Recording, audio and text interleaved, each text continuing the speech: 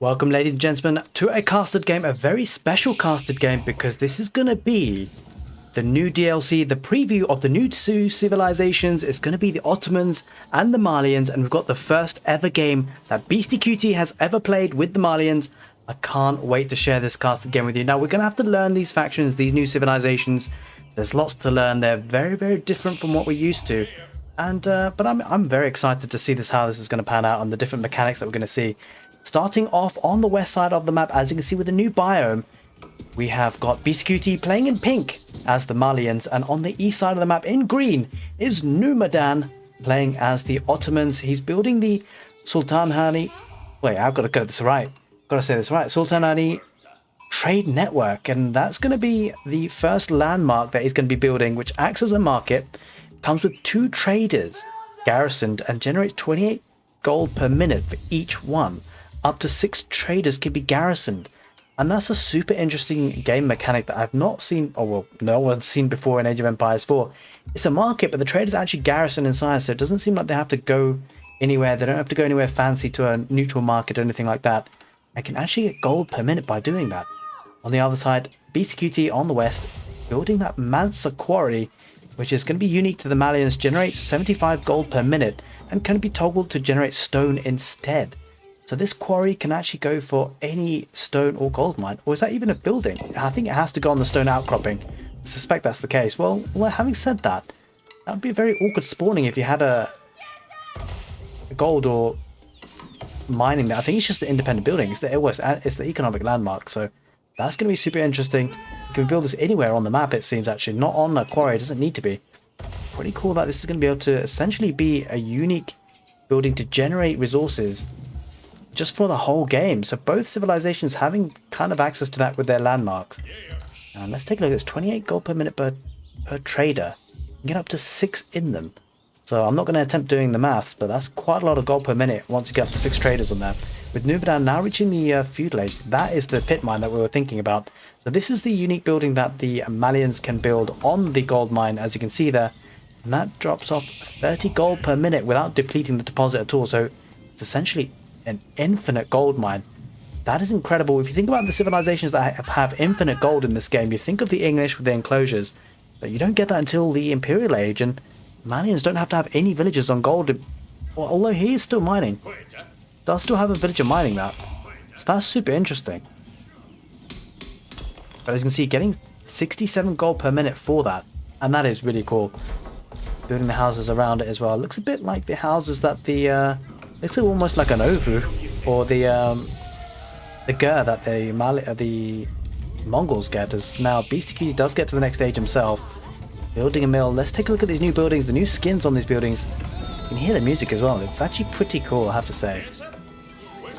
Now, one thing to consider, guys, is that this is a public update preview, and it means that the villagers actually are speaking English, which obviously, you know, the Malians don't really. I'm sure they're going to be having their own voiceovers, which they will. It's just because it's the public update preview. We've been told that the voices have just been used, or the English voices have been used for these civilizations just for now, until they finish the work and the developers finished patching up these civilizations. As we see 2 barracks being built and the Musafadi warrior. This is the first look that we're taking at this warrior.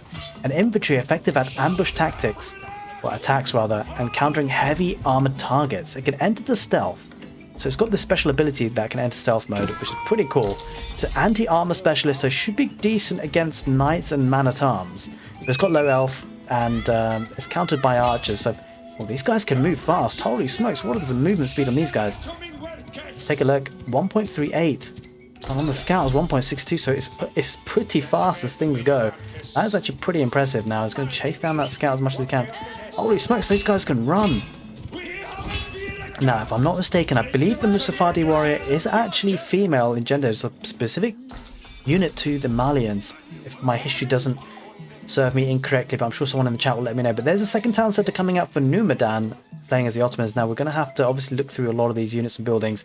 It's going to take us time, chat, to get used to these civilizations, but once we do, I cannot wait to cast these new civilizations. It's really going to change things in Age of Empires 4. It's going to mix up the meta. New things are going to be happening. And we can see already the biome looking so nice on, I believe this is Dry Arabia. It is indeed the Sahara Desert biome. Looking very, very nice. The minimap is a little bit hard to read, I have to say, but, you know, it is what it is. I'm sure there'll be mods making that easier, as we see a double stable coming out for the Malians, being played by Beastie. And what's super interesting and so cool about this game that we're casting today, this is the first time we're watching Beastie QT play the Malians. And this is kind of going to go down in history, if I do say so myself. And look at this, the Mustafadi warriors now heading to that wood line, dealing a bit of damage, doesn't take a villager. Does get hit quite badly, though. You can see there's the activation of the stealth. We didn't actually get to see that in action. Hopefully we will see Beastie QT use that again. I suspect we will. The double stable. Let's take a look at some of the units here. Sofa. I'm sure it's probably pronounced something different, like Sofa maybe. Something like Sofa. I'm going to say Sofa for now. If there's anyone who knows how to pronounce this unit properly, do let me know, please. It's a cheaper heavy cavalry for reduced health and armor. Interesting. So, I mean, it's got reduced health and armor, so it's going to be something in between like a horseman and a knight, I believe.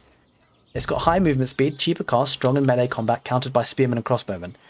That's super interesting. So it seems like halfway between a knight and a horseman. It seems to have that sort of cost attached to it as well in between the two units, and we need to keep an eye on these Sofas. The blacksmith coming down here for Beastie QT. But I have to say, these buildings look amazing for the Malians. As we see 3 Sofas heading forward, let's just see what they can come up with and go against. And we do see the activation of the stealth that can be activated. He's got it if he wants to use it. We shall see if he does. Can he use it, Beastie? Oh, look at that. He's actually got it activated. So this is something that our opponent won't be able to see right now.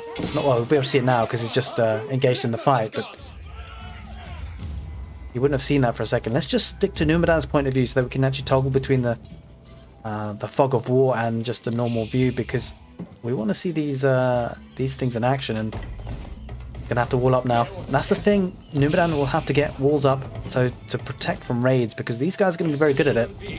I say guys, I should really be... Wait. You can't really tell because of the voices. They are speaking the same language as the English civilization worders.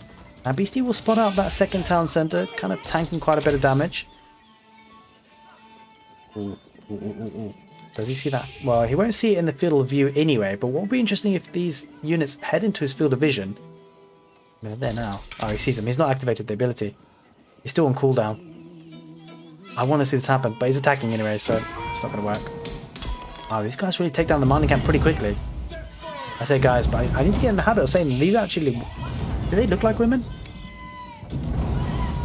They kind of do, almost.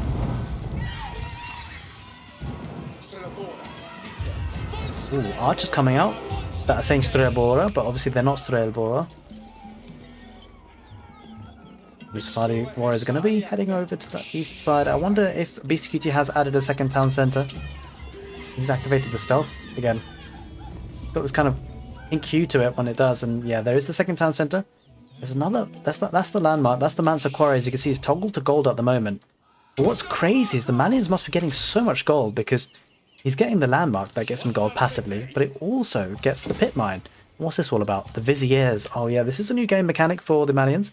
Earn up to 5 Vizier points to spend on unlocking powerful, unique Ottoman bonuses. That's for Numadan, actually. So that's Numadan's point of view. I don't know where those Viziers will be hiding and hanging out, but you have to keep an eye on that, that's for sure. So if I'm dealing a bit of damage to that scout, let's take a look at the Ottomans a little bit here. We've got the Sipahi. Unique to the Ottomans, fast cavalry effective at raiding, flanking and countering ranged units. Has the ability to attack faster, whilst also taking additional damage from melee sources. So they definitely want to avoid those spears if they can. High movement speed though, which is quite nice. Strong against ranged units, because they can tank quite a bit of damage. So they're good against archers essentially. Weak against melee units. Okay, the Sipahi, pretty cool that they're going to be useful against archers. So maybe if you're playing against the English, you want some of these Sipahis. What else do they have? They have the Meta. Oh, I'd love to see this in action. Come on, Numadan, make one of these. War drummer that enhances units in an area, except villagers and traders. War drum military enhancements. High movement speed, no weapons though, these guys. It's a support unit, as we see an outpost going on this stone outcropping. Oh, this is the trader. This is the landmark, the Sultani. Is it the Sultan Hani? I'm going to say Sultan Hani. I'm sorry, I'm probably butchering this, but It is what it is. I have to get better at pronouncing that. Sultan Hani. There's getting some traders there. 6 of them, so should be generating quite a bit of gold from that, actually. In fact, Numidan doesn't have any villages on gold, but it's getting 168 for free per minute. Starting to wall up here, palisades on the west side. Quite a few hardened spearmen. So those spears will certainly counter the Sofas. The Sofas are an interesting unit, has to be said. I wonder how they do against archers, right? Because they're countered by spears and crossbows, which kind of suggests they're kind of like knights in a way. As we see a bunch of Sofas heading down towards the town center, heading against the archers. Interesting. They've got 3 ranged armor. So it shouldn't do too badly against archers, but they seem like a halfway house in between. Nice bit of base building here by BCQT, getting houses around the stone and gold mines. Beastie using the mobility. These guys can move fast. These guys aren't the fastest units though. 1.73, not too bad. Ooh, we see some Javelin Throwers coming out now for BCQT. These guys are going to be unique to the Malians. Let's take a look at this. It's going to be anti-ranged specialist. And that's really interesting. So these guys are going to be the ones who want to take a fight against the archers. Javelin Throwers going to head towards that fight now.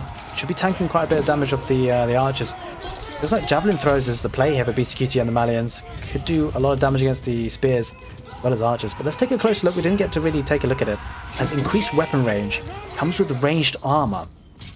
Low health, countered by horsemen. Anti-ranged specialist. So this will be pretty decent against the spears and archers, you feel. He's heading closer now towards that wood line, but look at the army for Numidan. Pretty impressive the amount of units he's got on the field. Holy moly. Takes the fight now. Let's just see how these Javelin Throwers do. I suspect they'll do pretty well. Look at the range on these guys. Holy moly, the range. 6 tiles range. How much do the archers have at the moment? Only 5, so... Oh, 6 bow ranged. Oh, 9 ranged javelins. Holy smokes, that's 3 tiles extra. You could really take a really good fight with these guys. It's got so much range. Now, I don't know how much range Strelbora have, or the longbowmen. But look at this. These units aren't even close. And they're getting attacked. It's crazy. Can't even get close. Look at the meta, though. Drumming away. Let's take a look at some of the attacks he's got. Attack drums. Increase the attack speed by 15%. Oh, it goes down, though. Damn it. It didn't live long enough. I couldn't check the other ones. Anyway, it is what it is. I'm sure we get our chance, but... Sipahi coming out. Countered by spearmen. Okay. We're strong against ranged units, though, so that's interesting. So Sipahi should be able to do pretty decent against the Javelin Throwers. It's a lot of new units, a lot of things to get used to here. Both players still in the feudal age. I'd be excited to see what the castle age holds in store for these 2 players. Can we get another meta? I want to see another meta. The army heading forward though for Beastie. Does have those Javelin Throwers. I feel like Javelin Throwers are pretty good at the moment. You need to take care of these Sipahis though. The Sipahi is definitely the right unit for this situation. It doesn't have enough of them though, Numidan. The Sipahi going down because the Sipahi will definitely counter those Javelin Throwers. Because it's strong against ranged units, which the Javelin Thrower of course is. It's a light ranged infantry. But if the Sipahi don't build up in numbers, looks like the Javelin Thrower really is quite a nice counter to the archers. And in many ways the spearmen as well, just purely because of the range. Pretty impressive, the range of these units, 9. I would want to know what the range is for longbowmen, has to be said.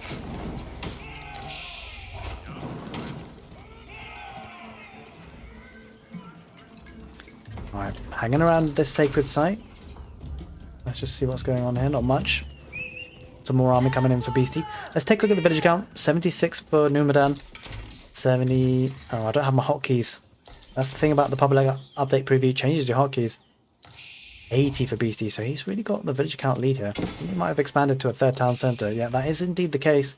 And that's what's facilitating his villager lead here. As we take a bit of engagement here, trying to break through the palisade walls. But I want to take a closer look at this. I know we might be missing some stuff, but let's take a look at this. Look at this. There's cows here. What's this? The cattle ranch. Cattle garrisoned in this ranch will generate 28 food per minute. I wonder how many cattle spawn. There's the Grand Fulani Coral. Nearby cattle provide 20 food per minute. Holy moly. As the Sofas head in, they're going to take an engagement against the Sipahi. A couple of Sipahi heading down the west side. They're going to try and get some raiding damage as the rest of the Sofas head forward towards that palisade. But the Castle Age comes in for Beastie Cutie, going up with the Grand Fulani Coral. Now, I really would love to know about the mechanics of this. So where do these cows even come from? That is the big question. Does he produce them? Maybe he I don't know if he produces them. We'll have to take a look at that another time, but it's super interesting so far. Villagers coming out to try and just take out the Sipahi, but now with Castle Age in for Beastie Cutie, he'll be looking to upgrade these units.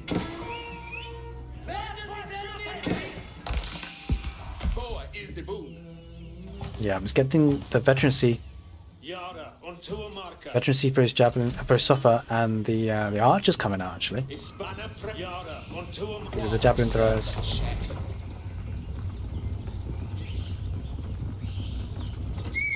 Okay, excuse the beeping, I'm afraid. That is one of my alarms which I can't turn off right now. But it will go after a couple of minutes, that's for sure. You can see now, Veteran Sofa heading down the south, going to be poked and prodded by a couple of spearmen. That'll die down very, very soon. A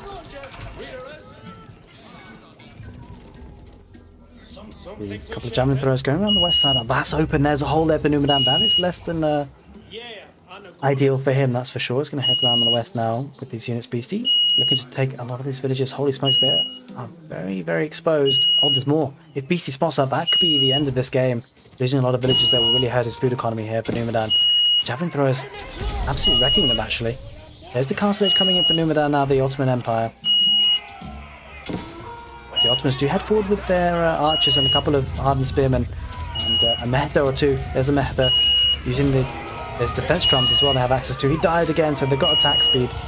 And also they've got a defense drum. I didn't see what the defense drum actually did, but you can see now the archers coming in for the Ottomans. They can try and take out the veteran archers for Beastie. There's not too many Javelin Throwers here, actually. Would like to have seen some more Javelin Throwers here for Beastie. That would actually be quite useful as a counter unit, but Numadan heading forward is doing quite a lot of damage, but these are veteran archers versus regular archers, so that's not a great trade overall for Numadan, and he might lose everything here. He might just lose everything. Oh, there it is. There's a GG. BC taps out. Well, no, take it back. Numadan taps out. BCQG winning his first ever game playing as the Malians. What an interesting matchup. We've got so much to learn about the civilizations. But I hope you guys enjoyed this casted game, and if you did, do give it a thumbs up. Take care, and see you next time. If you're watching live on the stream, we're going to be heading straight into another game, so stick around. I'm going to very quickly just sort out some of the hotkeys for the observers, because that was kind of annoying not having those. So used to having them on my regular setup. Don't worry about the beeping. That beeping sound will be going very, very soon.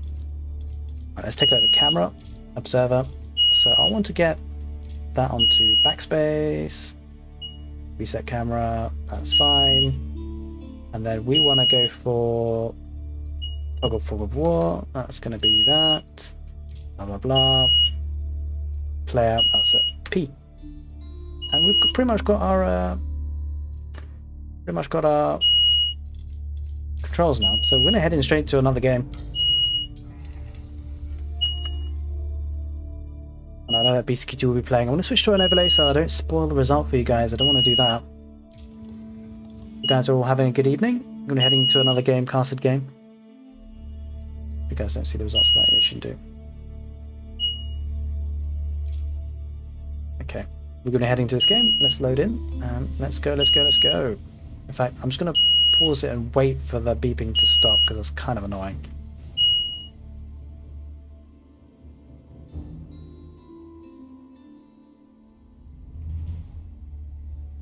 Alright, we're going to be loading in. Hope you guys are all doing well. Okay, we're going to be heading into game number 2 very, very soon.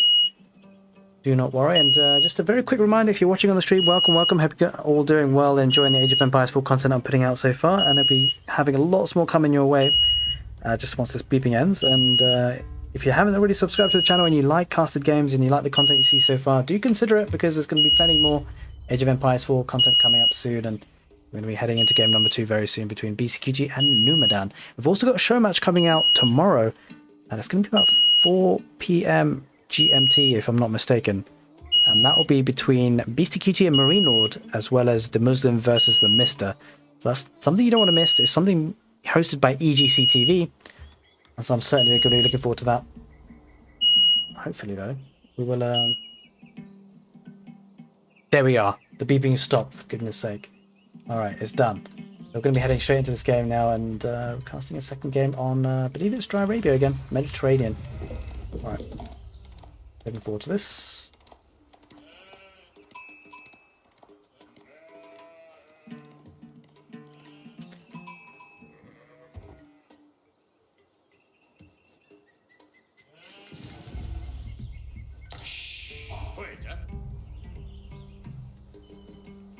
Welcome, welcome ladies and gentlemen to a very special casted game, and today we're going to be checking out two new civilizations, the Ottomans and the Malians, and this is going to be one of the very first games that BCQT has played with the Malians on the west side of this map in yellow, and on the east side his opponent today will be Numidan playing in green as the Ottomans. The map is Dry Arabia.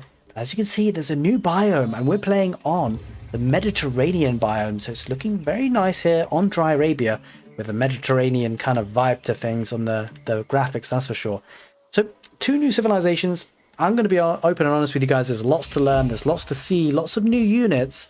It's going to be tricky understanding the new meta that's going to be slowly unfolding, but what better way than seeing it firsthand by watching two top quality players in action. And we'll be taking a very close look at the units that can be built. We might miss a few things here and there in terms of the casting, in terms of trying to understand what's going on, because the new units, new mechanics, new buildings, everything. But I'm super excited to go through this experience with you.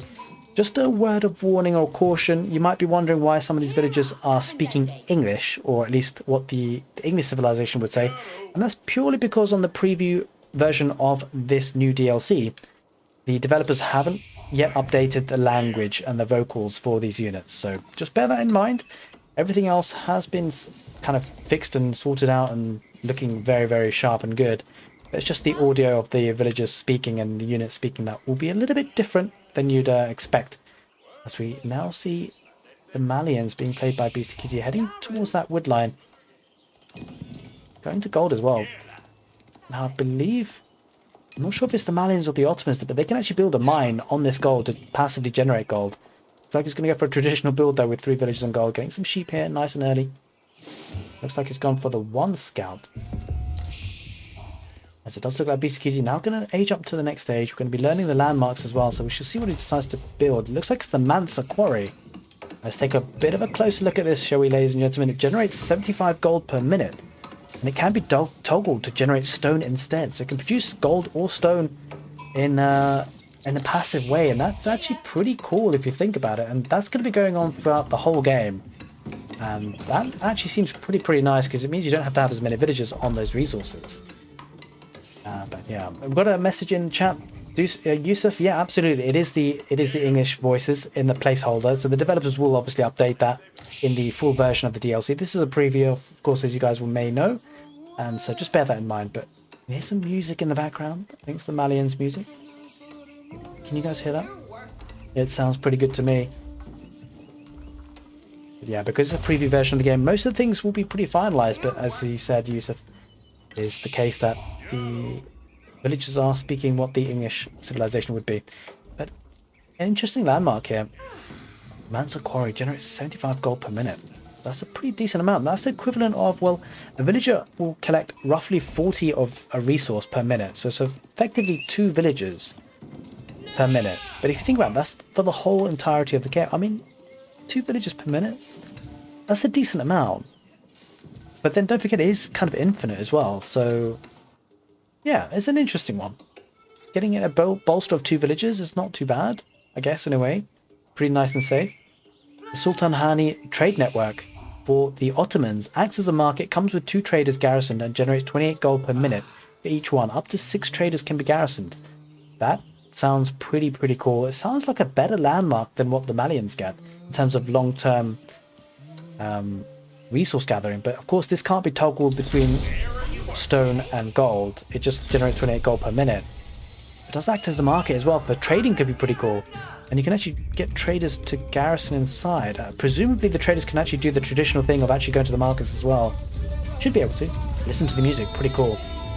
Hello Golden Royal in the chat, welcome. So if you're watching this as a VOD later on after the stream, you know, this is a live stream, so we'll be engaging with chat on occasions. It's a really nice way to do things at times. Of course, you've probably seen a lot of my offline content as well. And so if you're just wondering who I'm talking to, it is the chat. As we see villagers going onto stone there for BSTQT, 6 of them looking to get that second town centre. And then pile on some pressure economically, at least against Numidan. Do the Ottomans have their dialogue yet? Or do they also have temporary speak English? Let's just check. Let's check that. Let's have a look. That is a good question there by Yusuf. No, they also have the placeholder of the English language, I'm afraid. It would be pretty cool to see how that develops. Hello, Carlos Roberto. Welcome to the stream. Hope you're doing well. I assume Microsoft is going to the same route as they did with Aoe4 DLC. What do you mean by the same route? As in, it's free. So if you're thinking of the question of whether you have to pay for the DLC, which you did have to for Age of Empires 2, no. Age of Empires 4, this DLC is absolutely free for everyone who owns the game, which is, I mean, for me, is an incredible thing. Like, when you think about it, it's really, really good because, I mean, you just got 2 new civilizations for free, right? Microsoft could have said, oh, you know, we're going to be putting it behind a paywall, which... You know, with Age of Empires 2 is a bit different, you know, because it's such an old game that I suspect it... And it's not even that expensive, to be fair, for Age of Empires 2, the DLC, in all honesty. But Age of Empires 4, they're doing it for free, you know? If they slapped a $10, $15 price tag on it, you know, it wouldn't have been the most unreasonable thing.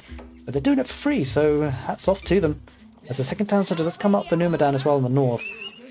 Lex Whitlocks, welcome to the stream. Thank you for showing the games. No, you're very welcome. I'm excited to show the case these games and just enjoy the content with you guys because I'm learning about the civilizations. As you guys know, I've been casting a lot of games recently, and what's the best way to learn the civilizations? It's just about casting them, I guess. And we're going to be getting a stable up here for BSTQT, double stable coming down. And this is the pit mine. This is what we were talking about. BSTQT going for the pit mine for the Malians. Must be built on a gold vein, but it generates 30 gold per minute without depleting the deposit. I mean, it's not bad.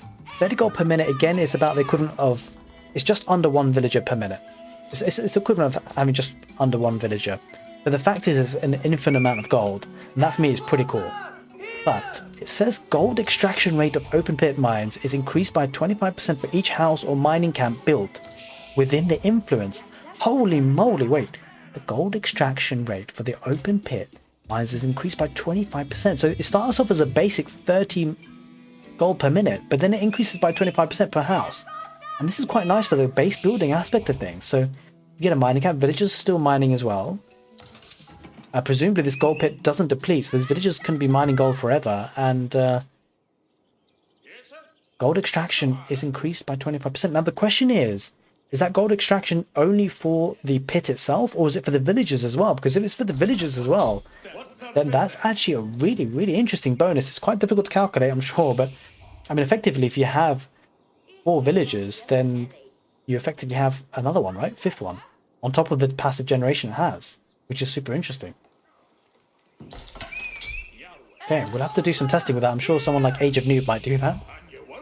When the Ottomans get their own dialogue, I wouldn't be surprised to hear words similar to that of the Aoe2's Turks and Aoe3 versions of the Ottomans. Yeah, I suspect so. I don't know about too much in terms of history, in terms of the time period it's set in, but I suspect it will be. Couple of scouts there. Oh, there's a Sofla there for the Malians, played by BSTQT. A unique unit to them, of course. Cheaper, heavy cavalry for reduced health and armor. Has a high movement speed, cheaper cost. Strong in melee combat, but it's countered by spearmen and crossbowmen. But it's strong in melee combat, so it's a little bit weird. I guess it's probably going to be decent against ranged units, I suppose, in a way. But I want to see about this movement speed, because it says it's got high movement speed. It's got 1.73 versus a scout, 1.60. Wait a minute. These dudes are fast. They move faster than the scouts do. I guess they're kind of like horsemen, maybe. The question is, how fast do horsemen move? Do you see a couple of spearmen here going to be pushing back that scout? Beastie will lose that scout. He does lose it indeed, and the Soft are going to head down towards the south again, and we are toggled on Numidan's point of view, so let's take a look at this Vizier as he's being harassed here on the gold vein. Let's focus on this fight again, actually, I suppose. Beastie going to be losing quite a bit of HP, doesn't take a villager kill there. Anyway, Viziers. Earn up to 5 Vizier points to spend on unlocking powerful, unique Ottoman bonuses. Experience is gained by training units and advancing to the next stage. The higher the cost of the action, the more experience is earned. Click to open the Vizier panel and spend your points. Okay, so you're going to spend them here. Holy moly. Okay, so to get an Imperial Council, is that something you had to build? Is that something you had to build? doesn't appear so. It doesn't appear that Numidan actually had to build an Imperial Council. So it seems like you just start off with that. Let's take a look at some of the text though. Field work. Spawn 2 Imams at the landmark town centre. Imams area heal nearby units for 1 health per second. Okay, well fair enough. You get 2 free Imams, and that's kind of cool. That'd be kind of nice to go up to the castle to pick up some relics and whatnot. Mehter drums. Spawn 1 Mehter at the landmark town centre. Mehters increase movement speed to units in the same formation by 15%. So the first tier is kind of unlocking, or the first vizier is unlocking a couple of units here. Spawns 8 sheep in the landmark town centre. Increase villager mining speed by 10%. Oh come on! I mean, if you're going to want to get this, like if you're going to want to spend this level, surely you're going to go for this one, right? Like this is just crazy compared to the others. Would you rather have 1 Mehter, 2 Imams, or have 8 sheep and also increase the villagers' mining speed by 10%? I mean, come on. That's a no-brainer for me. And it feels like it anyway. Unless you're that desperate for a Mehter. Or 2 Imams. I don't think it's worth it. The other 2. We shall see a couple of units here engaging. Just like Sofa versus Sipahi. Let's take a look at the Sipahi. Fast cavalry effective at raiding, flanking and countering ranged units. Has the ability to attack faster whilst also taking additional damage from melee sources. High movement speed. Strong against ranged units, weak against melee units countered by spearmen. So these guys are going to be pretty decent against ranged units. Probably crossbows and archers alike as the Sofa do turn around and engage. Golden Royal, welcome to the channel. I wonder if this DLC makes me want to give Aoe4 another try. Well, to be honest with you, the DLC is looking good, but generally the game itself and the patches that it's gone through, I'll be totally honest with you. When the game was launched, a lot of things were wrong. They weren't very good. Things were just not optimal. I don't think they possibly had the best launch, but things have really changed now. By the way, if you've already owned the game, then definitely give it a try, because things have changed. The balance is so much better. There aren't that many game-breaking bugs at all. Actually, I can think of, not game-breaking ones anyway. And the community is pretty friendly, pretty nice, and ladder games are pretty cool. Seasons 1 and 2 have been really good. Season 3 is coming up with the new DLC, as we do see these units coming in. These are Sofa, I think, yeah. Let me start to torch down that outpost. And you can choose player colors. There's lots of quality of life features. Hotkeys. That's something you'd probably be quite keen to hear about if you haven't been keeping up. Hotkeys have been kind of remappable now, so you can remap them to your other Age of Empires 4 games, other Age of Empires franchise games rather. With this Age of Empires 2, if you played that game, you want to keep the same sort of hotkeys. You can't get it perfectly exactly, but you get it pretty decently, so it's not too bad. We're missing something here on the west side. A couple of Sipahi going underneath the town centre. I know that we're not necessarily having the most high quality casting in terms of action and keeping up with what's happening, but it's because we need to learn what these units do. And this is quite an interesting unit. It looks like it's going to be quite good at raiding because of the high movement speed. Has the ability to attack faster whilst also taking additional damage from melee sources. So yeah, certainly going to be maybe decent against for raiding because of the movement speed, but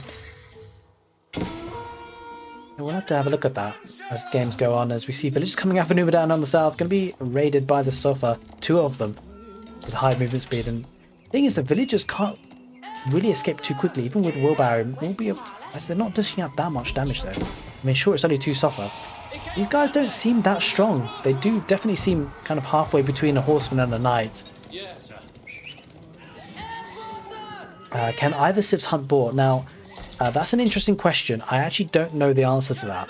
I'm almost certain I wouldn't have thought I don't know for sure, but I'm pretty confident the Ottomans won't be able to. I mean, historically, it's sort of, you know, an Islamic religion-based civilization. So I'd be super surprised if these guys. I mean, no, they've even got a flag, right? There's no way these guys can take the boar. Not the Ottomans, I wouldn't have thought. The Malians, I'm not so sure. I suspect they may have some Muslim heritage. I don't know that much about the Malians, so there's something we might have to keep an eye on. I don't think they can either, but I'm not 100% sure. As we see a big engagement here with a couple of archers in behind for Beastie with the Sofa in front. Palisade walls get deleted because there are quite a few spearmen with Sipahi here for the Ottomans looking to push this back, and it looks like Numidan will push this back as we are almost possibly heading towards Castle Age for Numidan. He's got the gold, doesn't really have the food he needs though. Takes the engagement here. Beastie Cutie just kind of back and forth against the spears. The spears are hard in the spear. I'm going to be clearing up the archers. And Beastie Cutie trades those archers to be able to get back home. And Beastie Cutie now has gone to the Castle Age. Let's take a look at what landmark he's gone for. He's gone for the Grand Fulani Coral. It's unique to the Malians. Nearby cattle provide 20 food per minute. Wait, nearby cattle. So he's going to build cattle ranches. I guess this is the equivalent to their farms in a way. Looks like they can garrison. But how does he get cattle here? That's the question. How does he get the cattle here in the first place? Do the cattle spawn maybe? I suspect the cattle spawn. But that's something we can't really tell here on the user interface in terms of watching. I think you kind of have to play. Maybe you can toggle it. Oh yes, there we are. Look at that. So you can produce the cattle, but they cost 100 gold. Okay, interesting. Cattle provide food that can be gathered by villagers. Oh, okay.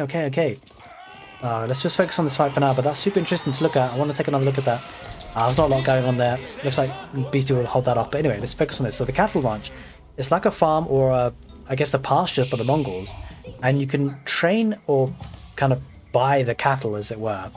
Deposit them in the ranch. And it generates 28 food per minute. But you can also harvest the food. You can also harvest the food because... with villagers, I suspect. Because look, cattle provide food that can be gathered by villagers. That is a really super interesting mechanic.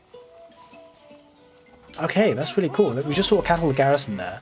Technically, if he wanted, he could take the cattle with the villagers. But if he takes the cattle with the villagers, obviously he doesn't get the garrisoning passive bonus or passive income. Oh my god, there's so much to work out with these new civilizations. Super exciting though. As we see now, Numidan going up to the third age of the castle age with the Istanbul Imperial Palace. Unique to the Ottomans, of course, double the Imperial Council experience around the landmark and increase the Vizier point limit by +2. Let's take a look at the Vizier points that Numidan is getting then at the moment. He's also gone for... this is what's going on here. Beastie Cutie applying on some pressure, but let's take a look at the second tier almost for the Viziers. It's gone for increased military schools that can be built by 1. Okay, so the military schools, we're going to have to talk about those. Allow siege engines to be garrisoned by infantry. Wait a minute. Whilst garrisoned, the attack and setup speed is increased by 25%. Wait a minute. Is that all siege units? So could you get like a bombard, the Great Bombard, and get units garrisoned there? We'll focus on the fight though, because we do see some Janissaries coming out for the Ottomans. Numidan heading with some Janissaries, followed with the spears acting as a meat shield. A couple of archers, veteran archers there for Beastie Cutie. We'll be focused firing on the Janissaries. The spears engage against the Sofa, but it looks like there's a lot of veteran Sofa there. Looks like the archer's going to pick apart the spearmen. This is a problem for Numidan because if he loses the spearman mass, which he will, the Sofa will start to double down on the archers that he has remaining. It doesn't look like he has any more Janissaries now. The economy here for Numidan very exposed. Beastie Cutie heading forward. He's got a lot of economy behind this, I suspect. 87 villages for Numidan, 87 for Beastie, so relatively equal, but Numidan taps out. Beastie Cutie wins the first game that he has played on the new civilization, the Malians, versus the Ottomans. And we've seen so much today in this one game. I hope you guys did enjoy this casted game. If you're watching live on the stream, stick around, we'll be casting many more games, but if you're watching this as a VOD, as a separate video, hope you guys did enjoy the video, and if you did, do give it a thumbs up, and if you are interested in more Age of Empires 4 casted games, consider subscribing to the channel. Got loads more Age of Empires 4 content coming up, but if you're watching as a VOD, take care, and see you next time. Let's carry on the live stream. That was cool. That was a cool game. But what I really want to know, which we didn't quite get to see fully, which I kind of want to look at now, is these upgrades that you get from the Imperial Council. This would be pretty cool to have a look at. Although we kind of saw them in a different order in the game, right? We saw them in rows of 3. It seems like, I don't know if there's any specific order they're ordering it here, but it is what it is. Let's catch up with chat, guys. Let's catch up with chat. I do try and engage with you guys as much as I can within the games, but obviously, you know, so much going on, especially with the new civs. Yeah, Golden. I don't think either civ can get the ball. I mean, the Ottomans must not be able to, but I'm not 100% sure about the Malians. I also have no doubt that the mosque and the madrasa will both be available to the Ottomans because, like the Abbasids and the Delhi Sultanate, they're an Islamic civilization. Yeah, Yusuf, I agree. And also they said something about imams being trained, right? They had something about imams with one of the landmarks. It was somewhere. Was it the Castle Edge one? No, that was the Malians, right? I think it was the Malians. No. It was the Ottomans, and it was one of the Imperial Council ones. It was one of these ones. I can't remember which one it was there.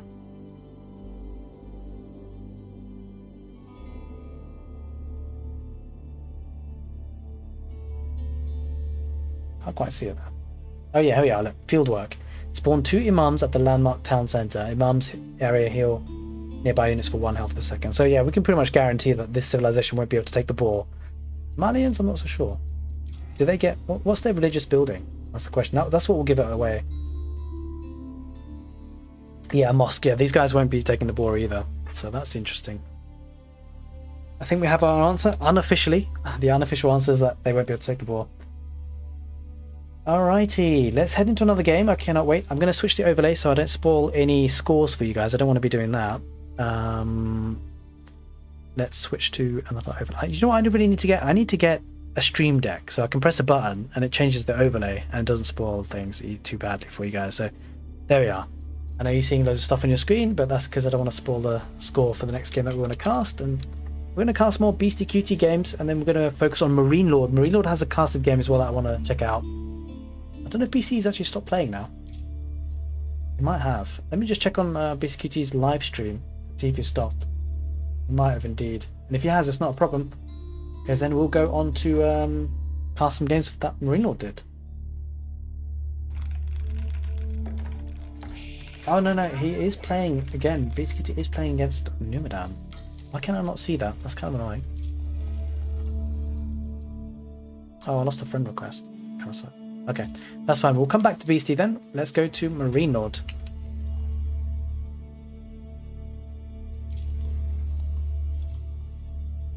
Imams will no longer be a unique unit, and perhaps other units that are currently unique units are likely to also no longer be unique units, i.e. horse archers, which will also likely become regional.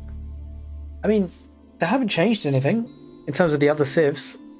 Like in terms of the patch notes, no other civilization gets horse archers, for example. I think they're keeping a lot of uniqueness. I think it's just, you know, there's only an imam is an imam, right? If the civilization has a particular religious background, they can't change the religious head or religious unit in a way. It's kind of like monks, right? Some of the civilizations have monks. The English and the French both have monks. All right, let's go. Wait, I'm to the Marine Lord's game. That's what we wanted to head into. So he's got a couple of games. Let's just check this out. It's going to be super interesting.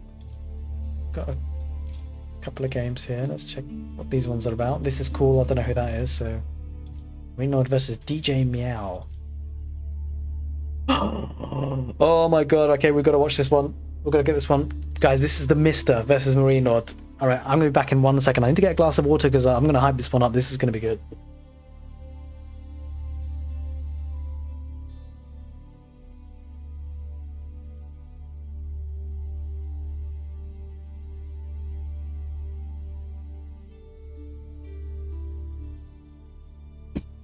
Alright, we're back. So let's get cracking into this game. I cannot wait for this one. This is the Mister versus Marine Lord, guys. It doesn't get bigger than this. It does not get bigger than this.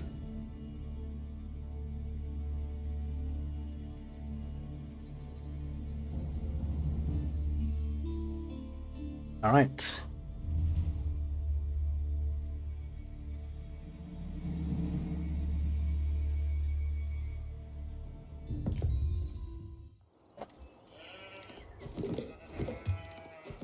Wait, what map is this? Oasis. Holy moly. Okay. Let's get the overlay fixed, of course. We don't want to be watching the game like that. There we are. Let's get ready for the recording.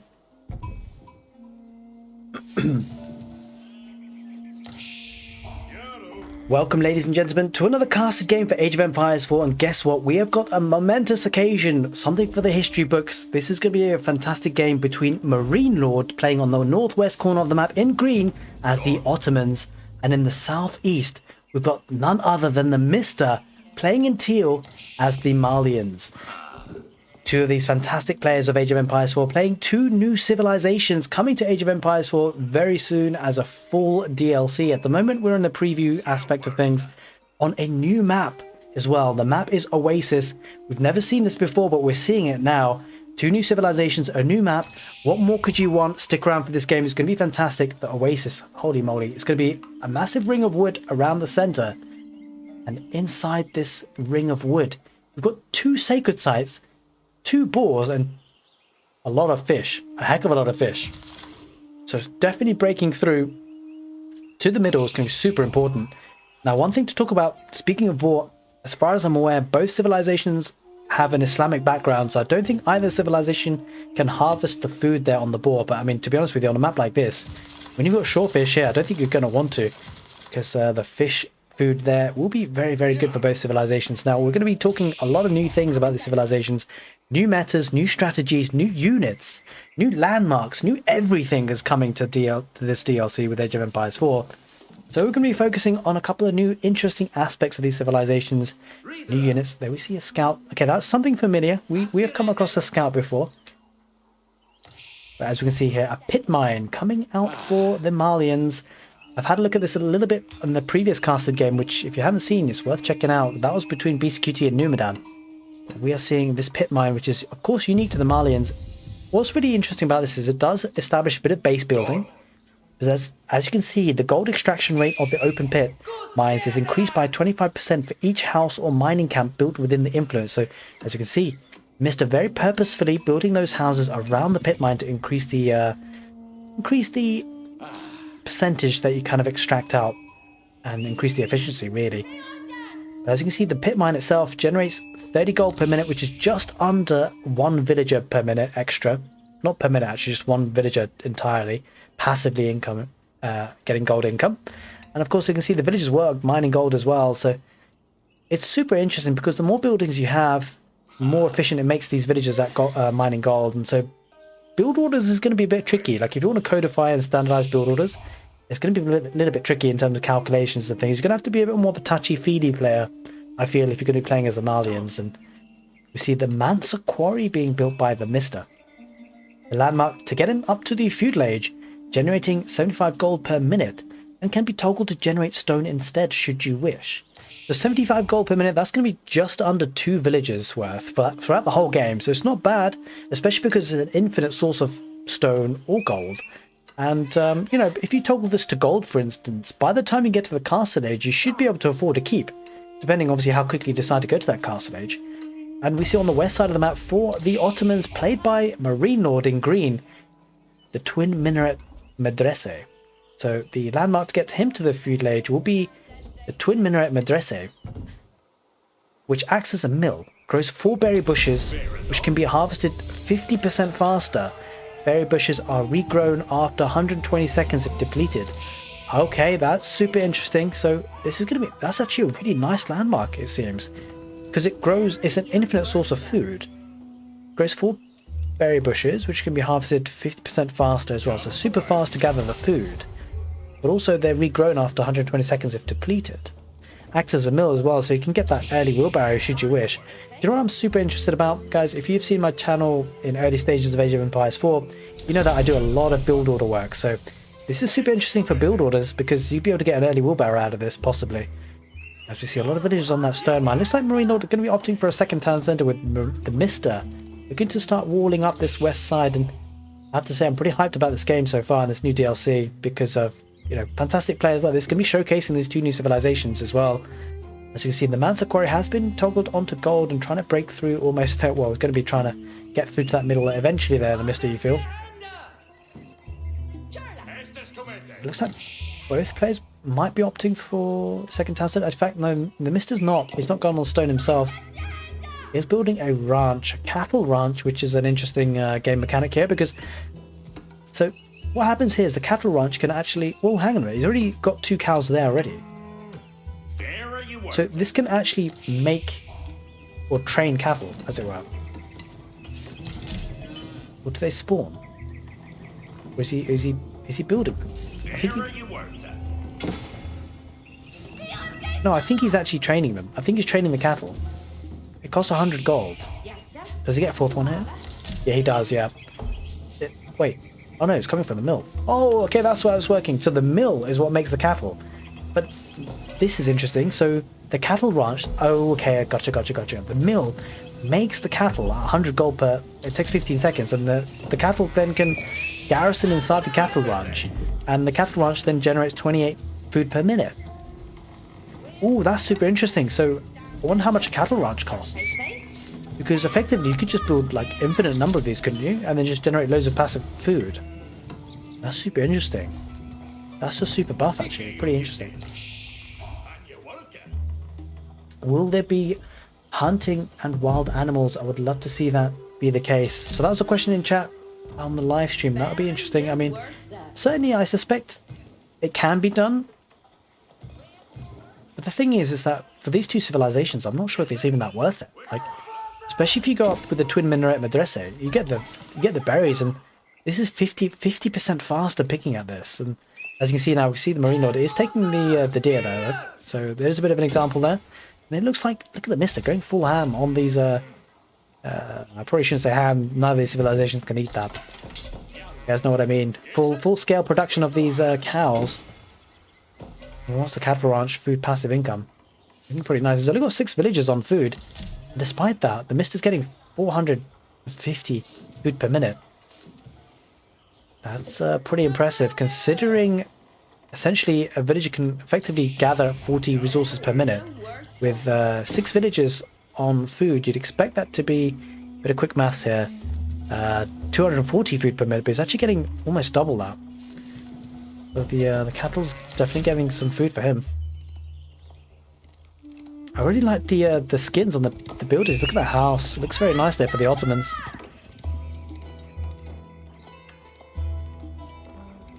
I think, for me, because the civilizations are so different, it really makes the game exciting. As we see the military school coming out for Marine Lord and the Ottomans. And that will enable him to get the viziers out there.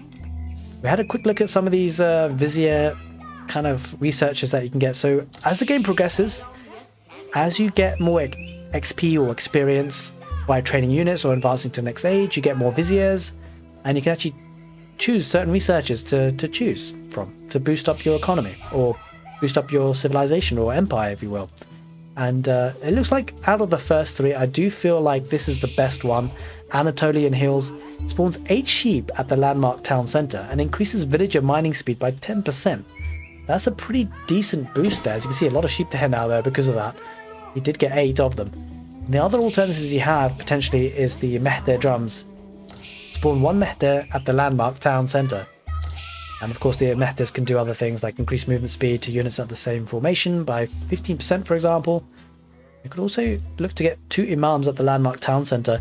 Imams area heal nearby units for 1 health per second. I think that doesn't really read well. I think there might be a bit of an error on the tooltip there, but anyway.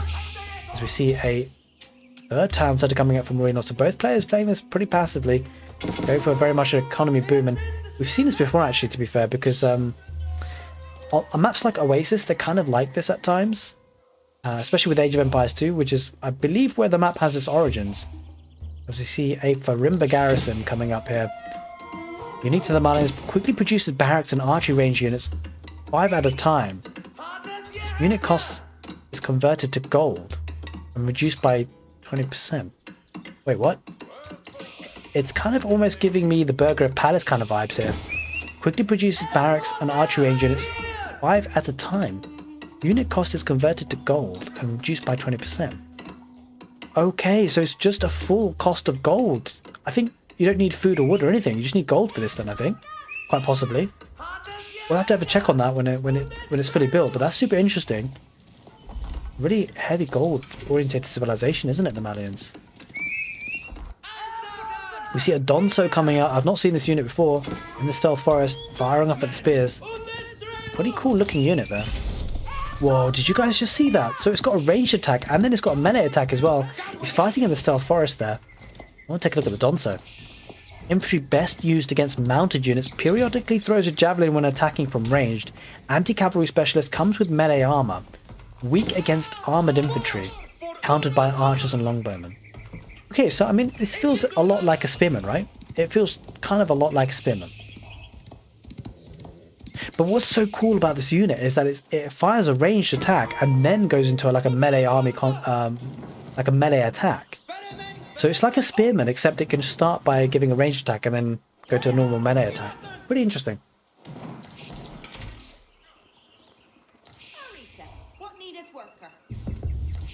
Alright, go to the next stage now almost.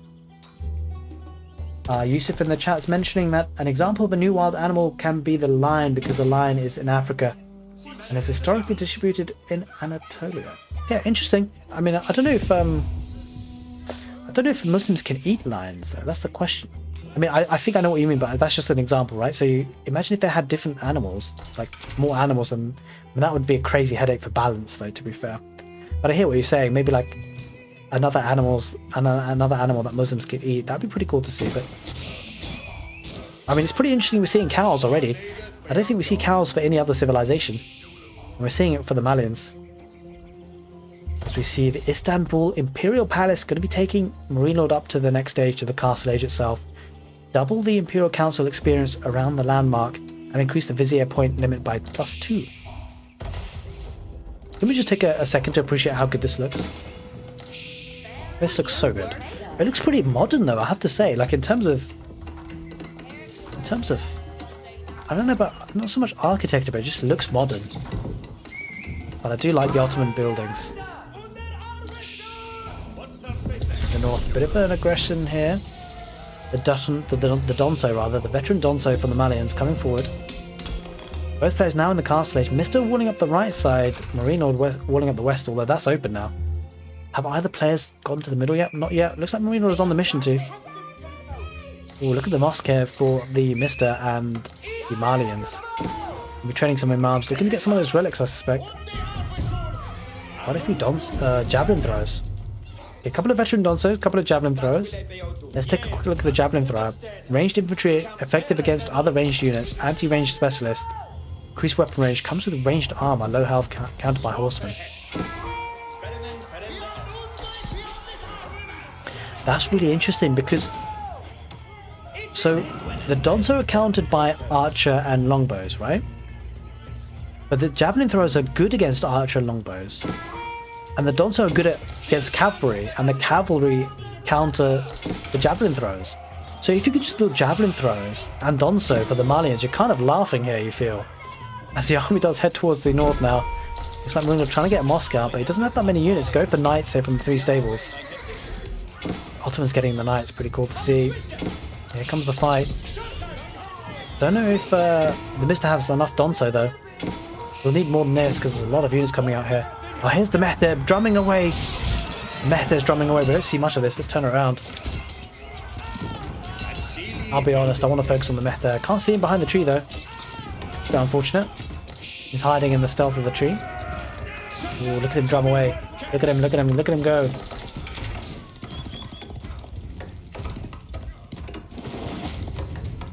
I have to say, that's pretty awesome. Beating away at his drums. The unique unit for the Ottomans. Lots of personality from the civilizations. This is what I love about this state of the game so far at the moment. And this DLC in particular, because, I mean, you've got civilizations like the English and the French, right? Pretty standard, not too crazy, nothing too major in terms of what's going on in terms of game mechanics and whatnot. And then you've got lots of interesting game mechanics with other civilizations like the Rus. And now we've really extended the bar with the Ottomans and the Malians. And we're going to be seeing some really good games, I feel, from these two civilizations. Knights can head forward, but it just feels like they don't have enough knights there for Marino. The Donso will be dealing with that pretty nicely, I feel. As the Mr. and Marino head away from each other, don't want to fight too quickly, too fast. And the military school is starting to produce those units. The military school can be assigned to produce one type of unit continuously at no cost. However, they are produced at a slower rate. Military unit production rate is increased by 25 to 33 to 40% by age, while within the influence of a blacksmith or university. Okay, so you've got to make sure the blacksmith and university is around there. The Istanbul Observatory increases the bonus to 60%. Holy moly. The observatory. Now, what is that, though? That is that question. Is the observatory essentially the university? Probably is, right? Probably the same as the university. But where are these villagers? Oh, those are archers. They look like villagers for a second there. But I quite like the touch here by Marino choosing to play green because, of course, I think there's a lot of green colour with the Islamic tradition and faith, and the Ottomans flag is green as well, so it's kind of nice. Wallow trying to be fought off here, but Marino takes care of that and he's going to head forward with his knights. He's got the mobility, but there's a couple of Donso there. Going to be chasing this in for the Mister. The infantry numbers looking pretty crazy here for Mister, has to be said. And I think in part, I mean, those 4 knights, if they get chased down, they're dead, but this is the Farumba garrison. Quickly produces barracks and archery range units at 5. Units 5 at a time. Oh, do these just cost gold? Yeah, look at this, guys. So the units just purely cost gold. Which is kind of interesting. Ooh, okay. So this makes sense. This actually kind of makes sense now. And I'll tell you what makes sense after this fight, because you're probably wondering, what makes sense? I'll keep saying it makes sense, but we're going to take a look at this engagement first. As we see a couple of veteran Sipahi on the front line with a couple of archers in behind. The Donso engage with the Javelin Throwers in behind. They're taking an effective fight here. If you're Mister going to win that fight easy, the Sipahi won't be able to deal with the spears. Or the Donso, rather, I should say. But okay, now let me explain what makes sense. Take a look at this gold, or this pit mine. There's no gold left underneath it, but it's still generating 90 gold per minute. So the pit mine, it can extract gold passively infinitely. But of course the villagers still mine the gold, so they don't have like a crazy infinite gold where the villagers can just mine the gold mine and it just infinitely stays there. That would be a little bit crazy. So the villagers mine out the gold, but the pit stays behind, passively generating or getting the gold, as you can see now. It's a bit clicky, it's a bit clunky to click, but yeah, as you can see the gold is going down because of the mining of the villagers, which kind of makes sense. We should kind of expect that already anyway. Alrighty, kind of few units heading forward there. We see the veteran Sipahi on the front line again with the Donsos and the Javelin Throwers. The Donsos actually head into the middle of the fight now. A couple of Javelin Throwers kind of caught out there a little bit there. The archers are behind there for the Ottomans. The army composition of choice is the archers and the Sipahi for Marinod, with the Mister going for Javelin Throwers and the Donso as the Malians.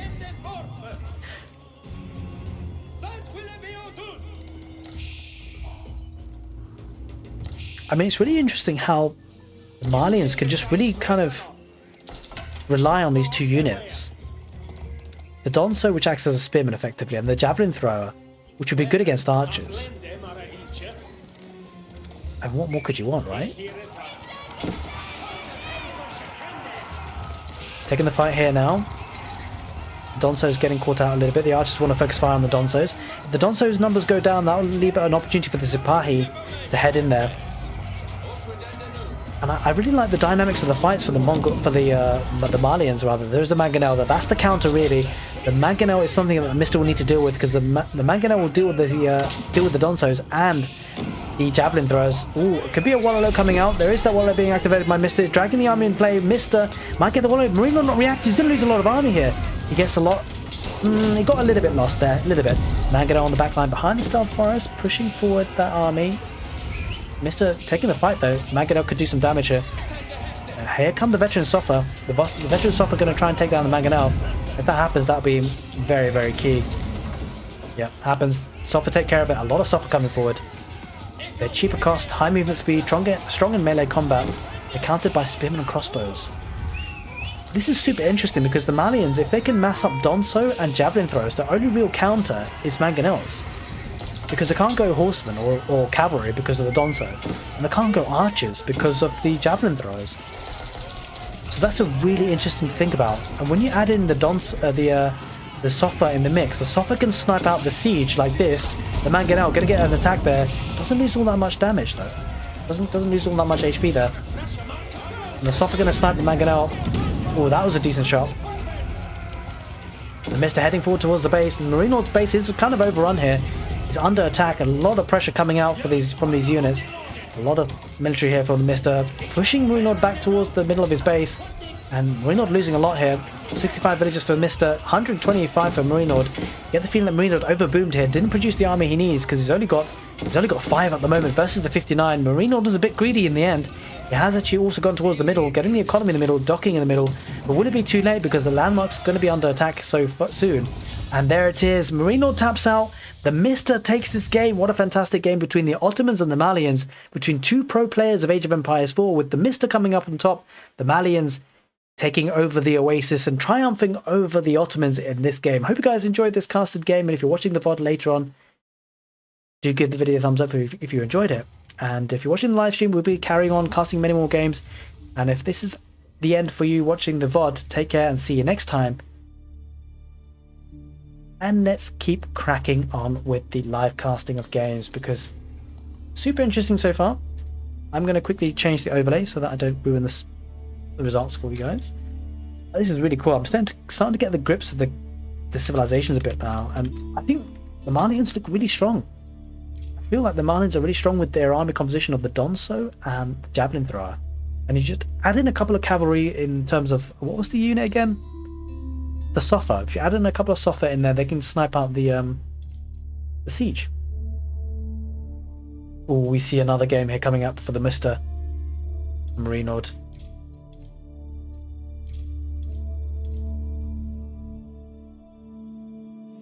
Oh, wait. We see quite a few games here. Holy moly.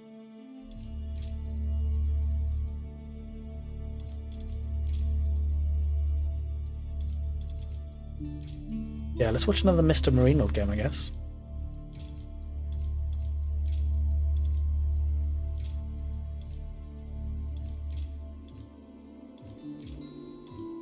Oh, I could have done this as like a best of 3 or something. It is what it is. Okay.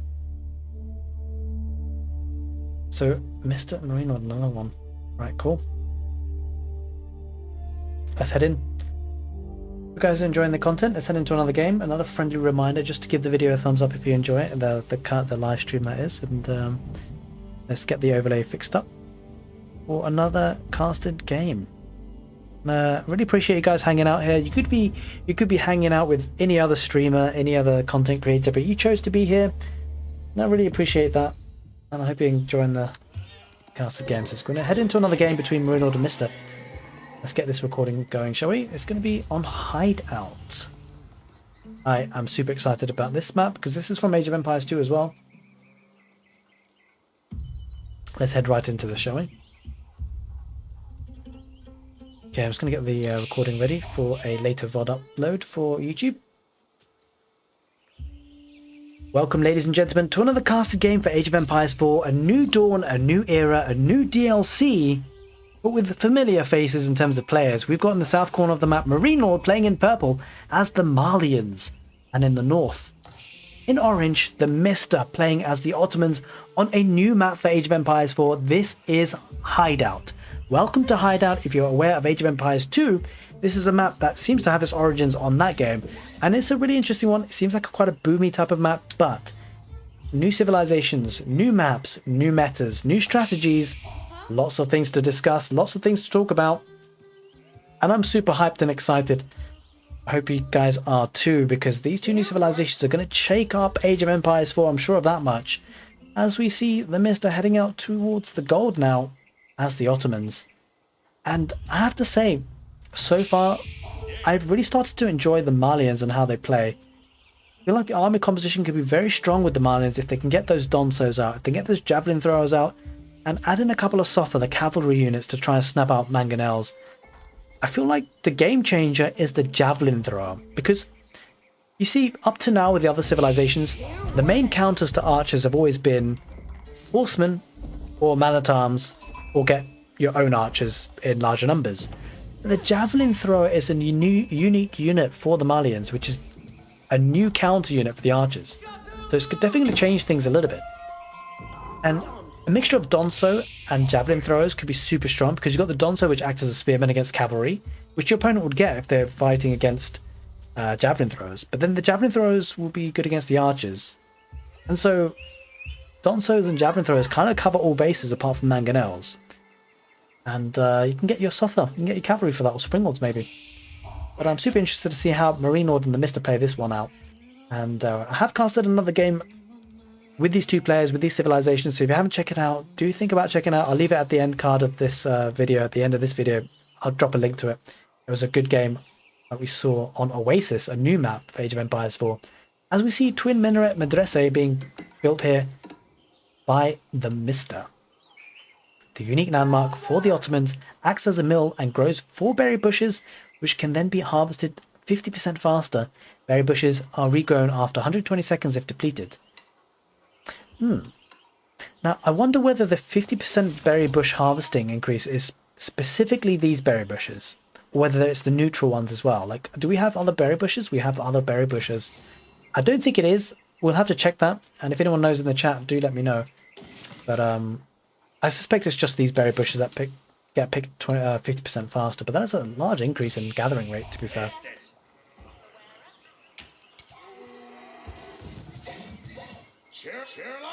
Just a question in the chat by Yusuf, saying, I hope the Ottomans can be having the horse archer, or at least a unique horse archer type unit. Now, I haven't seen one so far, so I'm sorry to disappoint you, but I'm not sure that they do. Of course, we haven't seen too much of the civilizations just yet, so maybe they do. We'll have to have a look, but it doesn't seem like they do so far. They do get knights. We've seen that much. I think we focused quite a lot on the Malians in the last casted game, so maybe we'll focus a bit more on the Ottomans today in this game. We'll check that out for you. We'll find out sooner or later. I'll just hover over a stable and see what units they can make. Or an archery range, actually. It would be an archery range, wouldn't it?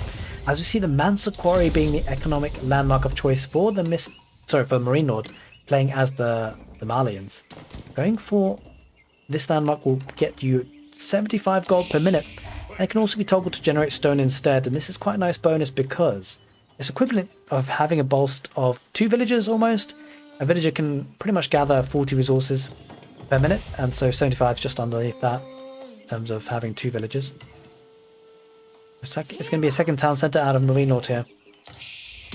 And you might be wondering, why is he building all the houses around the pit mine? Well, for a very good reason. If you hover over here, what does it say? It says the gold extraction rate of the open pit mines is increased by 30% for each house or mining camp built within the influence. Oh, that's super interesting. So, I mean, he could probably fit another 2 houses there. I wonder whether the influence can be extended. I suspect it can't. Otherwise, you could get pretty crazy amounts of gold coming in, I suspect, eventually. Ooh, we see a couple of Sipahi coming out from the stable. Let's take a look at the stable units at least. Sipahi, fast cavalry, effective at raiding, flanking, and countering ranged units. Has the ability to attack faster whilst also taking additional damage from melee sources. High movement speed, strong against ranged units. Weak against melee units, countered by spearmen. Okay, so this is interesting because I quite like the look of this. It looks like they're pretty decent against ranged units, and they're going to be good for raiding because they're quite fast. So quite nice for the early game, I suspect. They get the knight, they get a scout, and they also get the meta. It's kind of a unique unit for the Ottomans. It's a support unit, really. That'd be cool. Second town centre coming out here for Marine Lord. Let's just see what the Sipahi is up to here.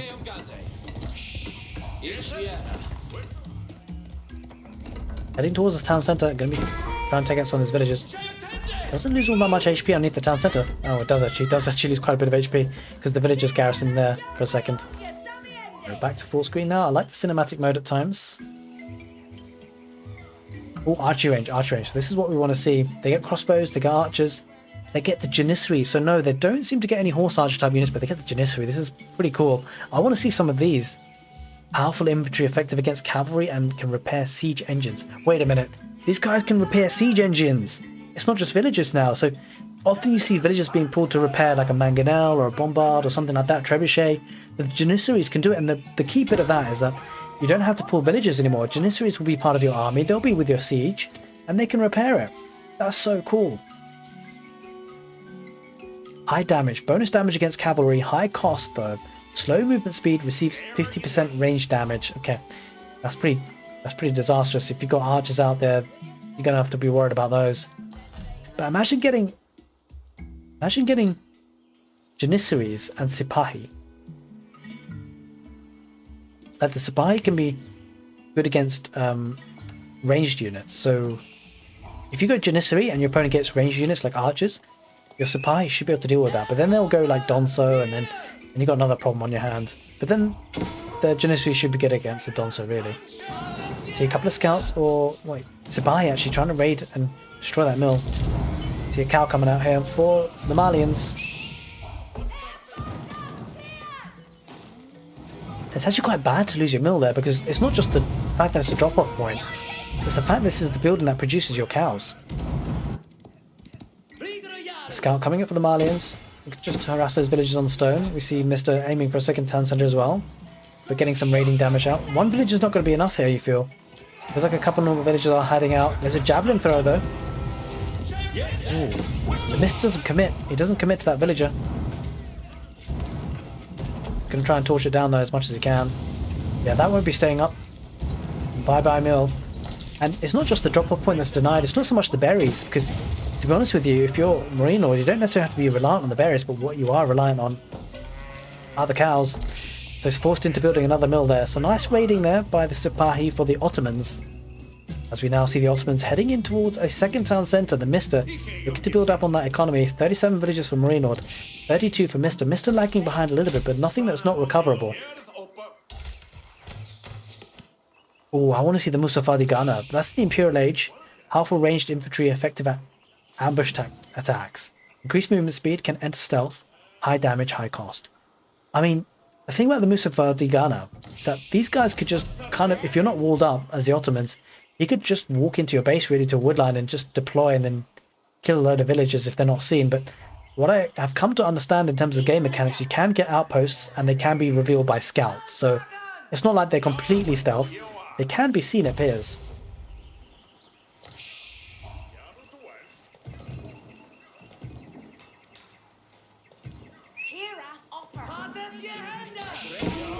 A couple of Javelin Throwers being massed up by Marine Lord, Sipahi.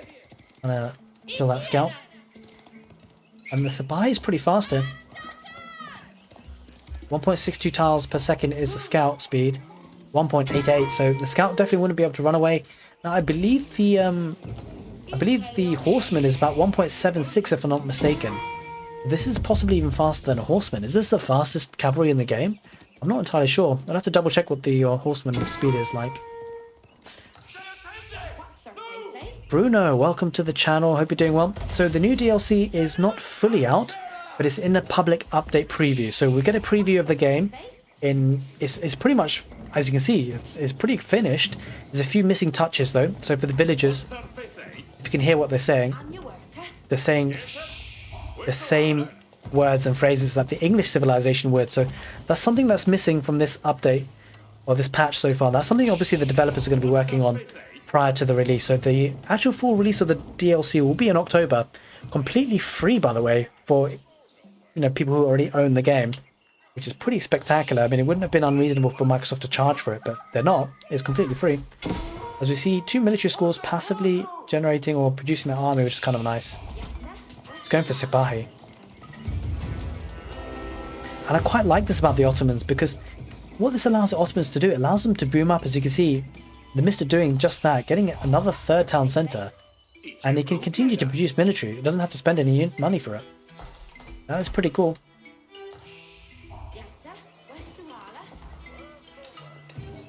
Has the matchup appeared one-sided at all, or even amongst the two civs? First of all, welcome Jimmy. Hope you're doing well. So it doesn't seem like it so far. I've only seen about 4 or 5 games though. It does seem like the Malians are pretty strong. It is a bit too early to tell. And the only reason why I say that the Malians are pretty strong is because they have a really interesting unit, the Javelin Thrower. Because archers, the reason why I say it's very interesting is because traditionally most civilizations have similar counters, right? So for example, counters to archers would be man-at-arms, horsemen, mangonels. But the Javelin Thrower is a new counter unit that's specific to the Malians that counters archers. And if you put Donso in there as well, like the equivalent of spearmen for the Malians, so Donso and Javelin Throwers together as an army composition pretty much covers everything, apart from siege. Obviously mangonels would be a bit of a disaster, but add a couple of anti-siege with a couple of springalds maybe, a couple of cavalry units of your own, and it should be okay. So I feel like Malians will be pretty strong, but too early to tell, to be totally honest with you, Jimmy. But time will tell. But I do like, this is one of my favourite units now, that's for sure. The Javelin Thrower. because they've got such long range as well, and they're doing a lot of damage to the scout. I mean, the scouts aren't particularly tanky anyway, but it's an anti-range specialist. But look at the range on these guys, 10 ranged. Now, I don't know how much range a longbowman has, but this is a lot, guys. I don't know if anyone in the chat can let me know how much range a longbowman has, but 10 range seems like a lot. I'm pretty excited about the Malians. I mean, the Ottomans look pretty cool as well, though. They've got such cool game mechanics. That's what's exciting me about this game so far at the moment. The military school constantly producing those units, albeit slowly. But I have to say I'm very, very impressed with this new DLC. Or at least the public update preview. And from an immersion perspective, I mean, the buildings look really, really nice. The skins look really, really nice. The character of these buildings is really cool, and I think the fact that they've got things like this, small touches like this, cows instead of the repetitive sheep. What I would love to see in the full update, on the full DLC, is the audio being updated, obviously, which will be coming for the units. The language being updated. That would really add to the immersion of the game, I feel. Yeah, me too, Jimmy. I mean, you guys do know you can play this, right? Like, it's not just for content creators. The public update preview is for everyone. If you have Age of Empires 4. I hope you guys know that. Let me know in the chat if you've only just found that now, because let me know if you've only just found out the fact that you can play this now. You can play the Civilisations now, if you so wish to. If you have Steam anyway. I'm not sure if you have it on Microsoft, though. I don't know about Microsoft Store. I don't think so if you have it on Microsoft Store. I think it might be only on Steam. But yeah.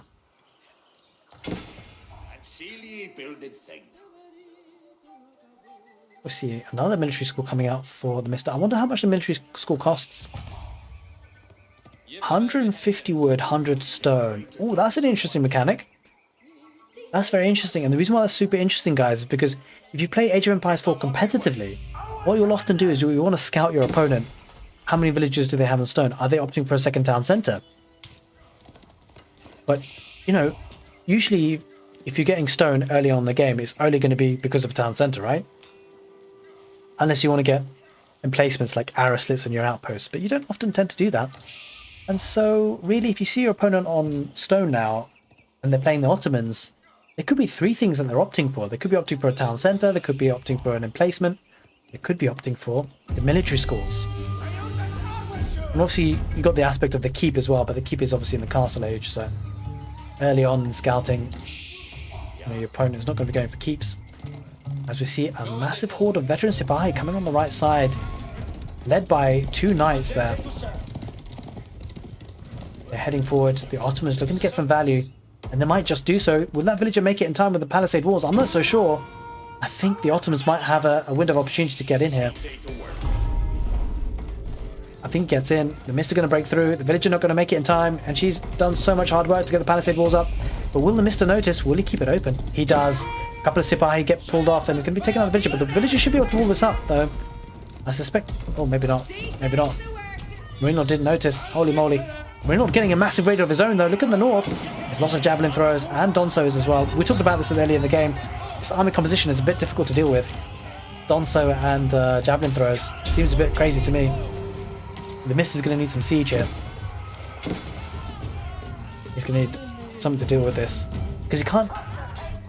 You see, because the combination of archers and spearmen in an army, if this was archers and spearmen, your opponent would just need to get mass archers himself, just outnumber, and would take this apart. But because he's getting Javelin Throwers, it's very hard to counter this. And we're going to get a forward keep drop here from Renaud, as we do see a bit more of a raiding by the Spy, trying to get some value here, mister, but he's going to be taken out by the spearmen. And it looks like the Spy are all dead. A couple of the Spy here, but just a quick word on this blacksmith. The reason why it's here is because I believe this is influencing something.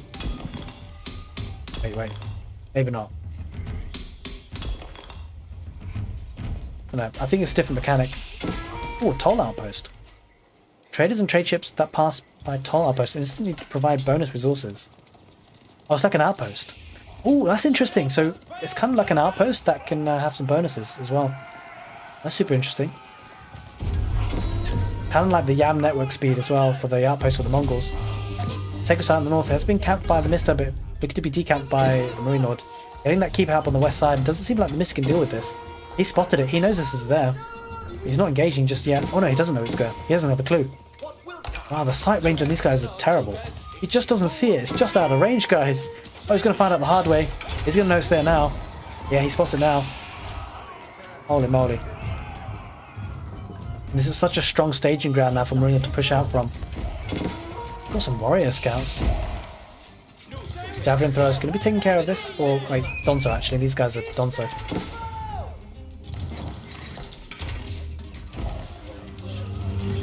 Yeah, Marino just heading back towards the keep. Gonna be chilling out there. Guys, can we just get an appreciation for this keep? How good it looks at the moment. I feel like the Malians, for me, as a civilization, they look so good. The buildings look so good. You see a bit of raiding here by the Sipahi, but they'll be taken down by the Donso that's there. But to be fair, the Ottomans buildings are pretty nice as well. They're a little bit futuristic, I feel. Like, it just feels like it's a bit more ahead of the time.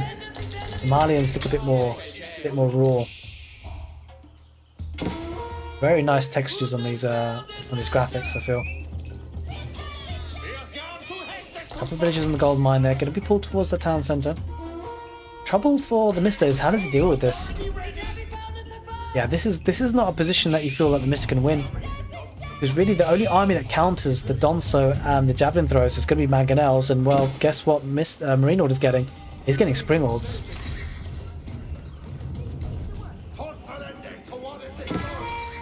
Yep, Yusuf has mentioned a really key point so far in the live stream and the games I've casted so far. If both players or both civilizations, we haven't seen them too much in the Imperial Age. And this is a strong push by Marino, and I suspect we won't see the Imperial Age again because how does the Mister counter this? The Javelin Throwers are the MVP here. Javelin Throwers are actually doing pretty high damage to the Sipahi. The Sipahi can't engage against the Donso, they have to be pulled back, but the archers aren't going to get too much damage. You feel like Mister has to take down those Donso, and then the Sipahi can engage, but the problem is those Donsos are large in numbers, and the archers are being countered by the Javelin Throwers. Marino just heads back a little bit, doesn't want to engage too quickly. The Donso on the front lines, the Sipahi taking an unfavourable fight, and there's I don't know what that was a big explosion. It might have been the trebuchet. Holy moly. Mangonel comes out from Marino as well. This could be a big disaster here for the Mister if he's not paying attention to the Mangonel. Mangonel just about to start firing off, you feel. Javelin Throwers and Donso heading forward again from Marino. There's a Mangonel, takes a big shot. That is the Mangonel fire. We see an updated animation to the Mangonels in the siege. Actually looks really good. You can see the boulders firing up. I absolutely love this update that's going on for Age of Empires 4 right now. And this fight is heading to an end, you feel. The Mister struggling to hold on. Mangonel and Springald in behind. Donso and the Javelin Throwers. Sipahi almost over. The Sipahi are being killed as soon as they pop out. There is a Mangonel on the field though for the Mister. Don't forget there's that Springald that might be looking to focus fire on that Mangonel. The Mister will have to be careful not to lose that Mangonel. Oh, that was a big fight there. There was a big destruction.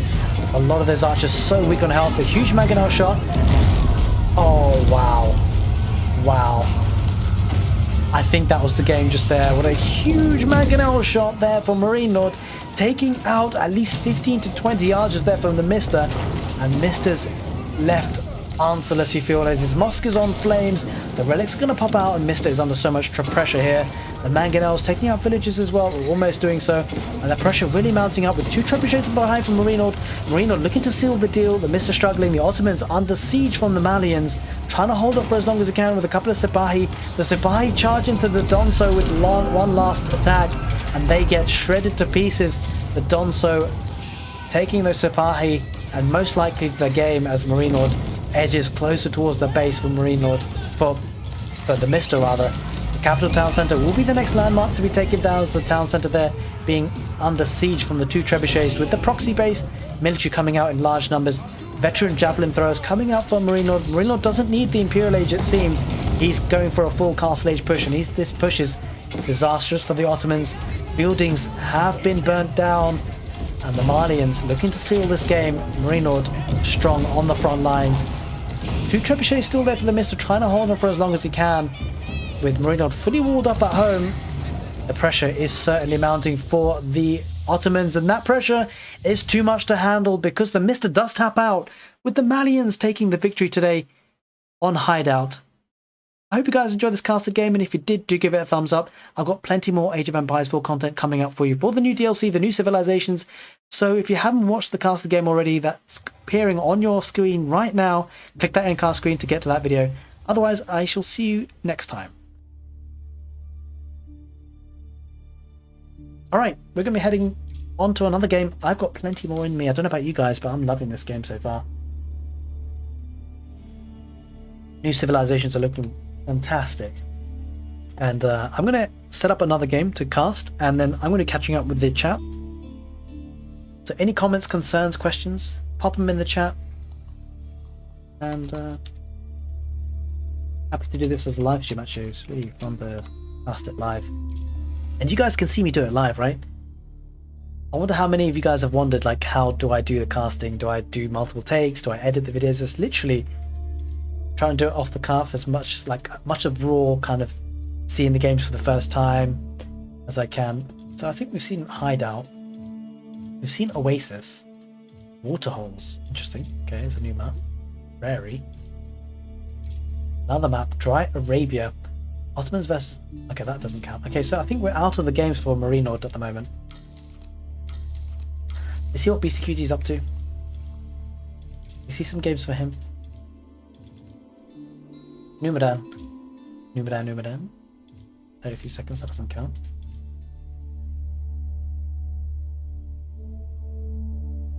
Alright, Numedan played the Abbasid dynasty against the Ottomans. I don't know how I feel about that, but anyway. Numedan, Ottomans. Let's do this one.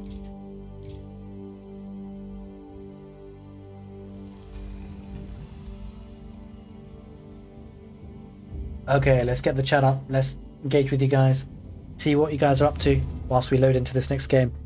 William Schubert, welcome, mate. Hope you're doing well. Looks like the Malians are equal to Byzantines in trash counter units. We'll just have to see how good the gold units are.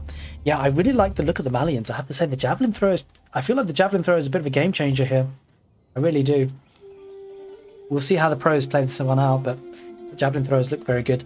Wondering if you can snipe a cow and carry it with a scout. Not saying that's a great idea, but just pondering. You know what, Jimmy?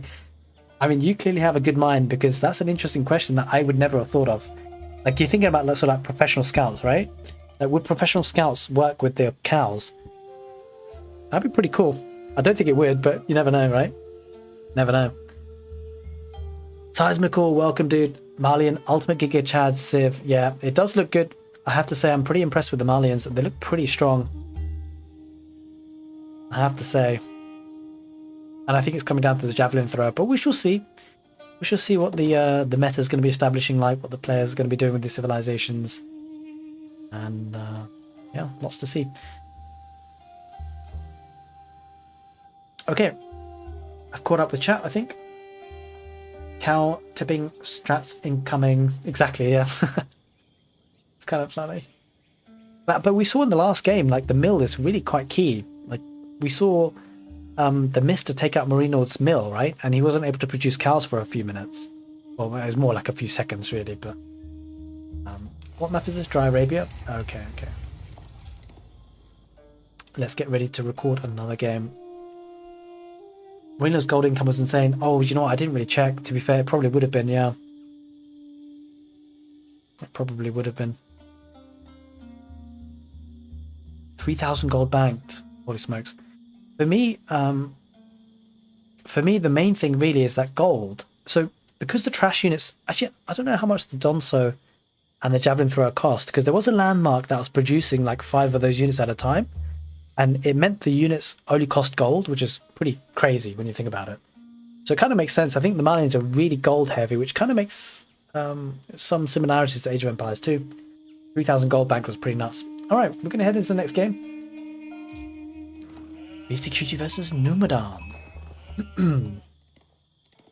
Welcome, ladies and gentlemen, to another casted game for Age of Empires 4. And today we have got Beastie QT playing in the southeast corner of the map in pink as the Ottomans.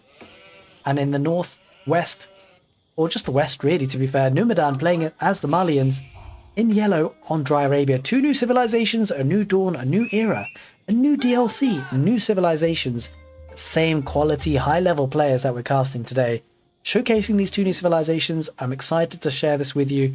because, well, Age of Empires 4 has been getting better and better every patch, and this is no different. These two civilizations will be coming right out to you in October, fully finished, I believe, and we'll be heading into our third season of the ranked ladder. I cannot wait. We're going to have so many new game mechanics, so many new strategies, so many new units, so many new things to talk about. I think the catchphrase of this game so far is going to be new, with Numidan, pun intended, now heading towards wood, and also getting that pit mine for the Malians. The pit mine must be built on the gold vein. It mines 30 gold per minute without depleting the deposit. What we've discovered as well, the villagers can actually mine the gold itself, so you can obviously not limit yourself to the gold income there. What's really interesting is the base building component to this as well, because as the Malians, you will want to build those houses around the pit mine so that you can increase the extraction rate. As you can see there, the influence. The houses that are built around the influence of the gold or the pit mine will increase the extraction rate by 25% per house. That's pretty impressive when you think about it. The Ottomans being played by Beastie. Interesting opening. This is going to be new metas, you feel. This is where the theory crafting really comes in. This is where the build orders come in, because we can see a military school being put down there. And you're going to get units for free here. That's kind of interesting. Getting spearmen out already. You can train them for free. Just takes a couple of seconds. Let's just see how long it does actually take. Yeah, it takes a minute, 5 seconds. They just constantly spawn out. 2.5 minutes almost on the clock. And it's already got a spearman on the field. And I quite like this. It's going to be quite useful to counter the Mongols' outpost rush in some ways. So if that kind of strategy tilts you a little bit, this will help your cause a little bit. At least somewhat. Of course, the Mongols will be having more spearmen in your base because obviously the double produce with the Ovu, but this will help somewhat. Especially if your micro is good.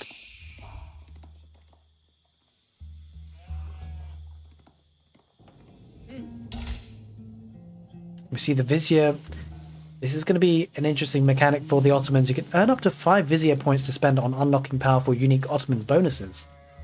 And we saw them earlier, but he doesn't actually have... yeah, he needs to get a couple more points and be able to unlock some of these. I think I might go through a separate video to take a deep dive on these upgrades. I'm sure someone like Age of Noob will do that. And yeah. Couple of units coming out for Beastie. Scout and a spear. Just causing some early pressure, some early damage.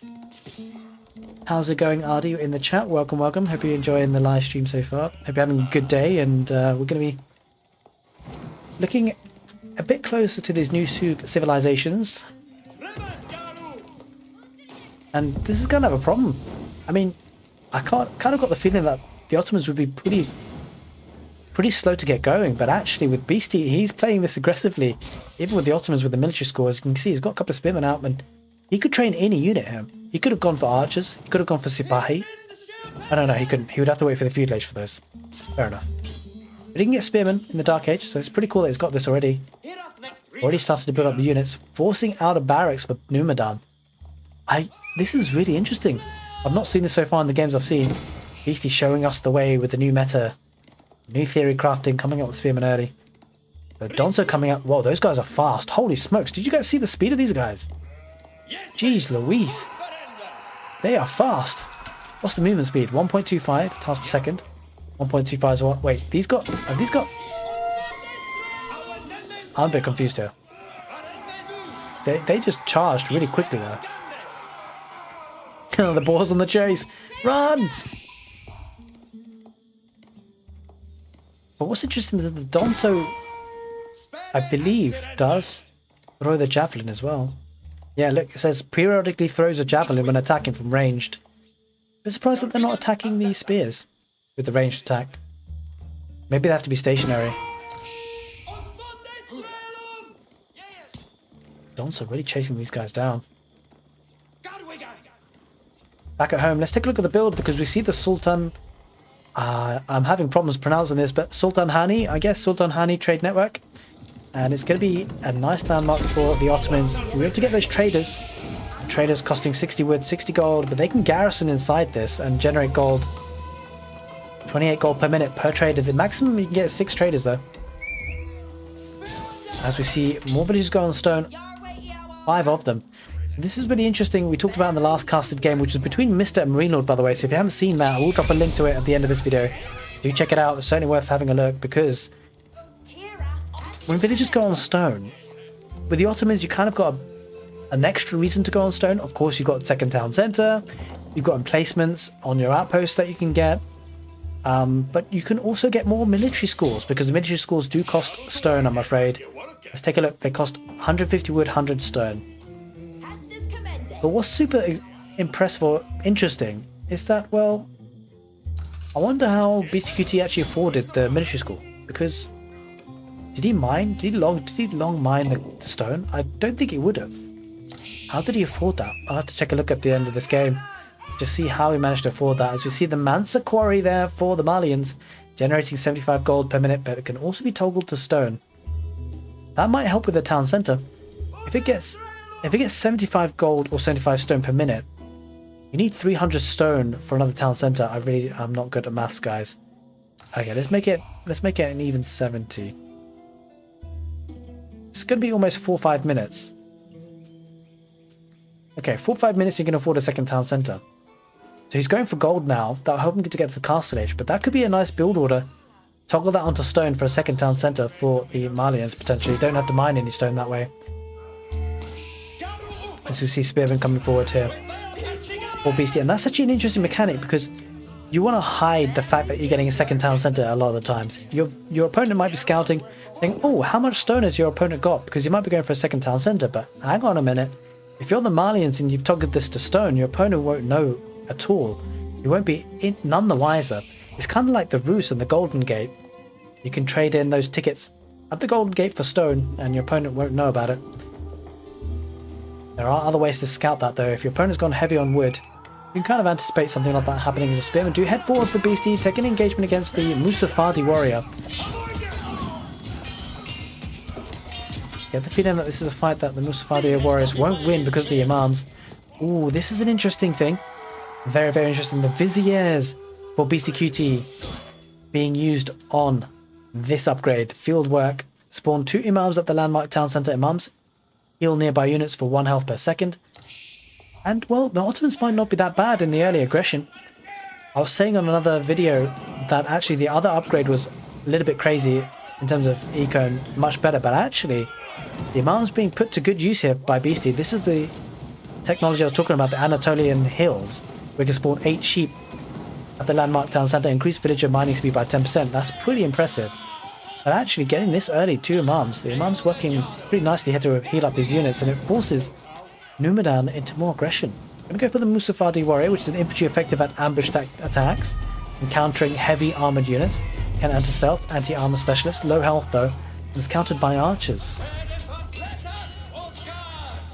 What's super interesting is that will we see BCQT toggle his production buildings to archers now? There's military academies, he might indeed do so. We shall see. See the engagement here for now though. Looks like the Musafadi warrior is doing a decent job though. Beastie holding his own though. That's kind of crazy in a way. The imams being brought back, but the imams do go down. That's actually pretty big there for Numidan. The Sipahi coming out for Beastie.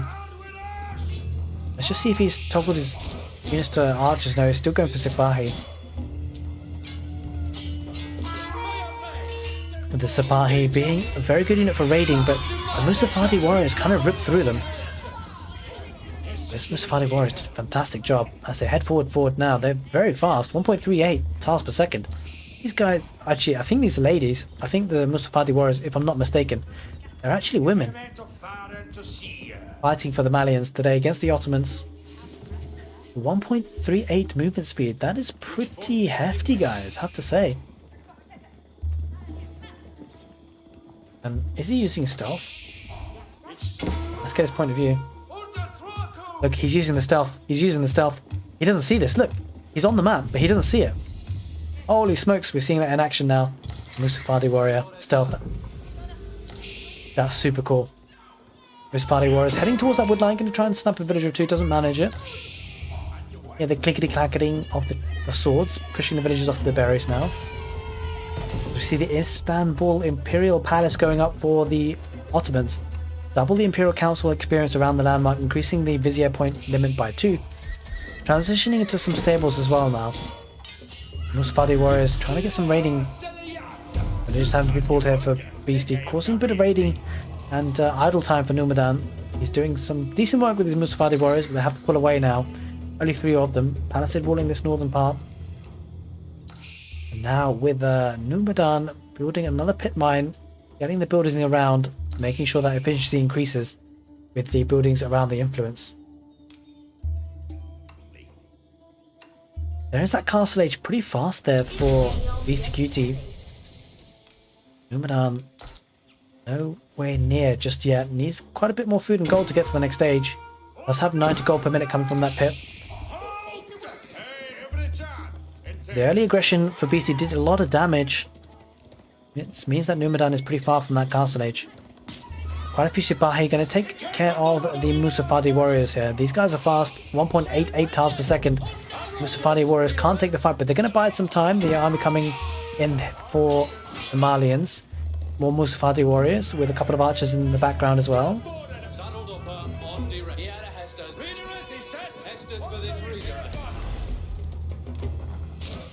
Another military school coming out for the Ottomans. And it's pretty impressive that these buildings can produce units for free. Couple of units coming from Numadan though. Looking to pile the pressure on, staying in the feudalage for a bit more longer. Musafadi warriors, hardened Donza. Numadan looking to get some extensive palisade walls here.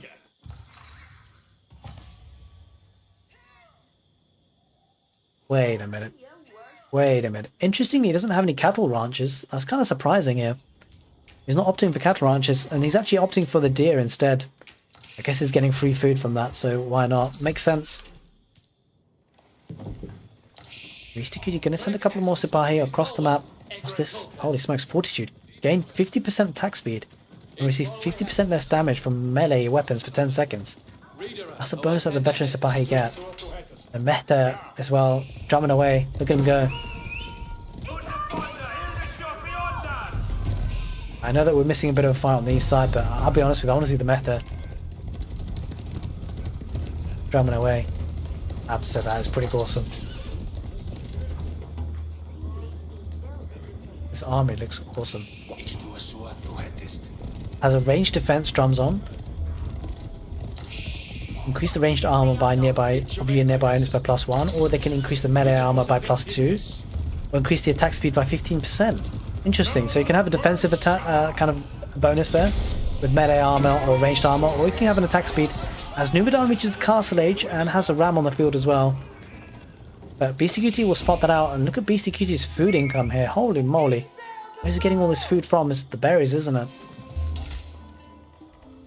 It's the Ottomans. This food income is insane.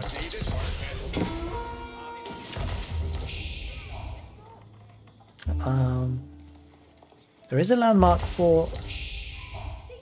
I think is it the Malians? I thought it was for the Ottomans. Maybe opted for a different landmark that gets berry bushes for free. We see the engagement here now with a couple of archers there in behind there for Numadan, and a couple of Javelin Throwers with a couple of Musafadi warriors on the front line. But look at this, the Janissaries are popping out for Beastie Cutie, but the trouble is the Janissaries are very vulnerable to the archers. The archers picking these apart, and just feel like there's not enough Janissaries there for Beastie Cutie, taking heavy losses. Numadan having the defender's advantage army is powerful there for the Malians. The Janissaries are really quite... Ooh, they took a lot of damage from the archers. Now, I have looked at the Janissaries themselves. They're not that strong against ranged units. At least it appears from that fight as well. I get the feeling that maybe if you have a mass of Janissaries, you may have to use the ranged defense drums for the meta. But the Janissaries, I'm not sure how I feel about those. They don't seem all that strong.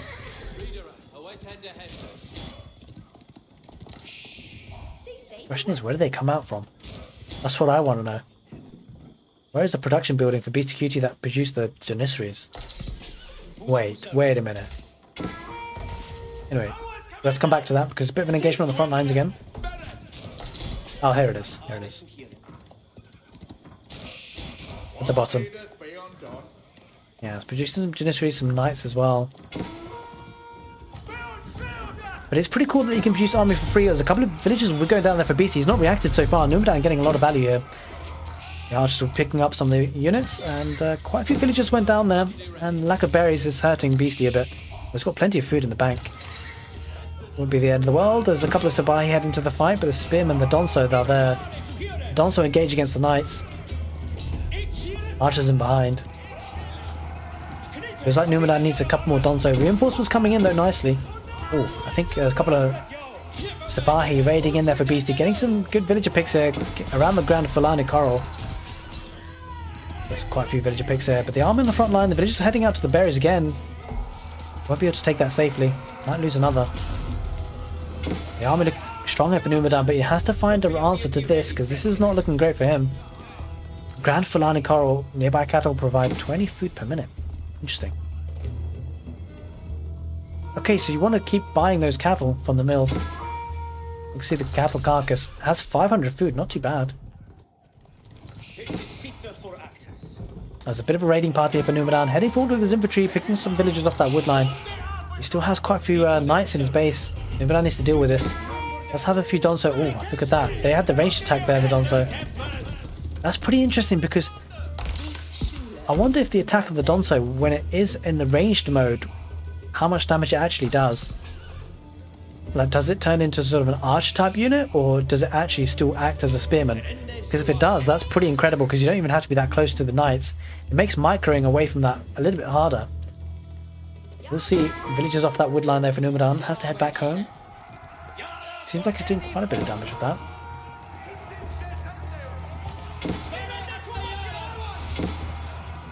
But on the east side, Numadan trying to get some raiding bonuses here, getting some villager kills, but palisade walls do go up there for beastie. Trying to secure his base somewhat. But the ram will chew through that palisade. Look how quickly it takes it. It's on fire now. He'll be breaking through, getting more value. Knight still getting value for beastie. Both players raiding each other, really. Let's take a look at the villager count. 77 for beastie, 82 for Numadan. Numadan actually looking pretty strong here at this stage. Numadan heading forward again with 2 more rams, maybe looking to take out this second town centre. Or the Ottomans. Villagers off of the berries though, and that's less than ideal for Numadan. The knights are being picked up. Oh, good engagement there for Numadan. A couple of knights will be going down. Kind of awkward pathing there for beastie, heading towards the woodline though. Here comes the big push. Here's the ram rush coming out for Numadan. Quite a few veteran Spell though. A lot of them are pretty weak in health though. The Donsos aren't really there. There are only 4 Donsos there for Numadan. Loses the 2 rams for free, and trouble for Numadan, he doesn't have a counter to this. Only a couple of Donso, he needs more. Whereas the army, this army could get cleared up for Numadan. That's actually an issue. Still 2 knights there running around for beastie. And he's being flanked here. Janissary is going to cut off the retreat. Nice play there by beastie to cut that off as the farming transition comes out for beastie now.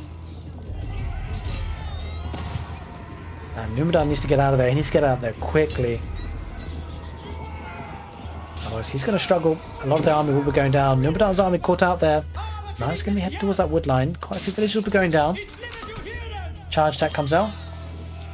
2 villagers do go down. A good micro there by beastie. Pulls up the knights. Donsos are chasing. Well, the Donsos are already keeping up though. Donsos are fast. Oh, the knights. That's actually really interesting. A little bit of mass micro there for beastie. He's got less of a... Look at that. The range from the Donso. Wow. The Donso is so good at doing that now. It's got the range attack and it's pretty fast when it charges. Beastie smells blood. He's coming out with the mech there as well.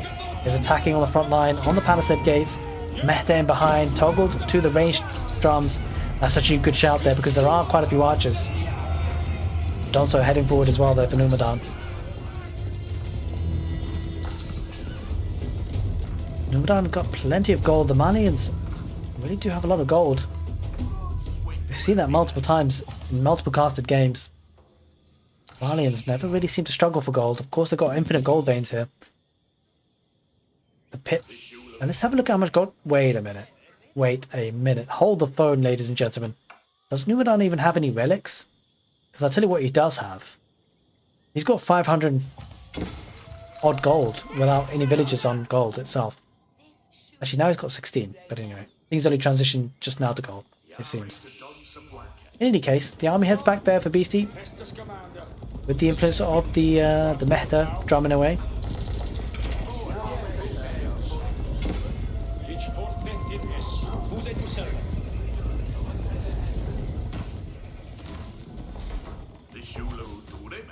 Both players just taking a breather, maybe saving up for a big fight here. We shall see. Quite a lot of army coming ahead. Veteran Donso and veteran archers.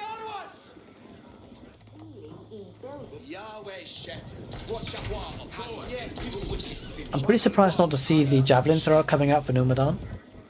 He's going to head forward now, take the engagement. There's quite a few knights there, a lot of knights in fact.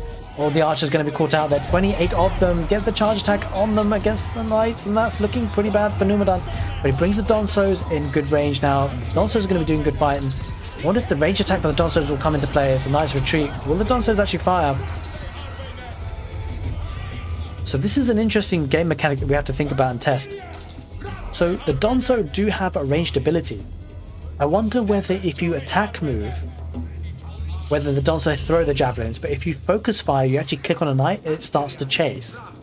So I wonder if you start chasing and if the army is further away, if you do an attack move, do they throw the javelins? That could be really quite interesting to test out from a game mechanic perspective, I feel. That would be pretty interesting. Oh, ram's being built there. That's not the right time now. I might need to delete that ram. The archers are kind of left unprotected. There are quite a few of these Janissaries. The Donsos engage against the Knights. This is a telling fight here. This could be a fight that Beastie wins. We shall see. The Donso killing so many of the Knights. But the Knights are still reigning supreme. The archers are behind for Beastie QT and the Janissaries. Looks like Numadan's going to have to retreat against the Stealth Forest. And this could be the end because he's lost so much of his army. And Beastie QT building up such an army lead here. Let's take a look at the village count. 103 for Beastie, 99 for Numadan, but look at the military count. That's what the difference is. 64 military for Beastie, only 29 for Numadan. Numadan really struggling on that front. Numadan going to head back home with the archers back within the palisade walls. Sacred Site is being captured there by Beastie on the right side for good measure, but Numadan under pressure. The palisade wall is going to burn down. I feel like the Ottomans might be pressuring here and probably sealing the victory here. The Janissaries in the background, and Numadan does tap out. Beastie QT takes this victory. The Ottomans triumph over the Malians on Dry Arabia. A good game. We saw a lot of good units, nice interesting units. But again, neither player getting to the Imperial Age. We would love to see the Imperial Age. But anyway, guys, if you're watching this video after the live stream, I hope you did enjoy it. Do give the video a thumbs up if you did. And if you want to see more casted games, just click the right hand cast screen now. It'll take you to another casted game. Hope to see you there. But if you're watching the live stream, let's stick around. Let's cast more games.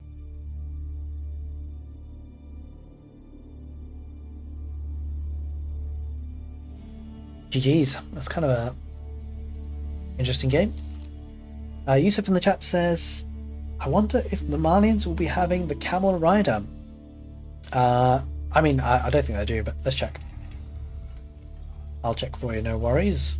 I don't think. I mean, it's a good question because a lot of the Muslim civilizations did actually have them, at least in ancient empires too.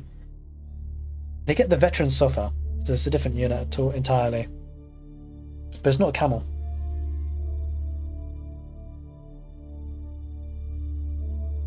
Software increased the movement speed of nearby infantry by 50%. Very interesting upgrades. Armor upgrade as well. Cool, cool, cool. Oh, Beastie QT's in another lobby. Let me change the overlay. I don't want to spoil the result.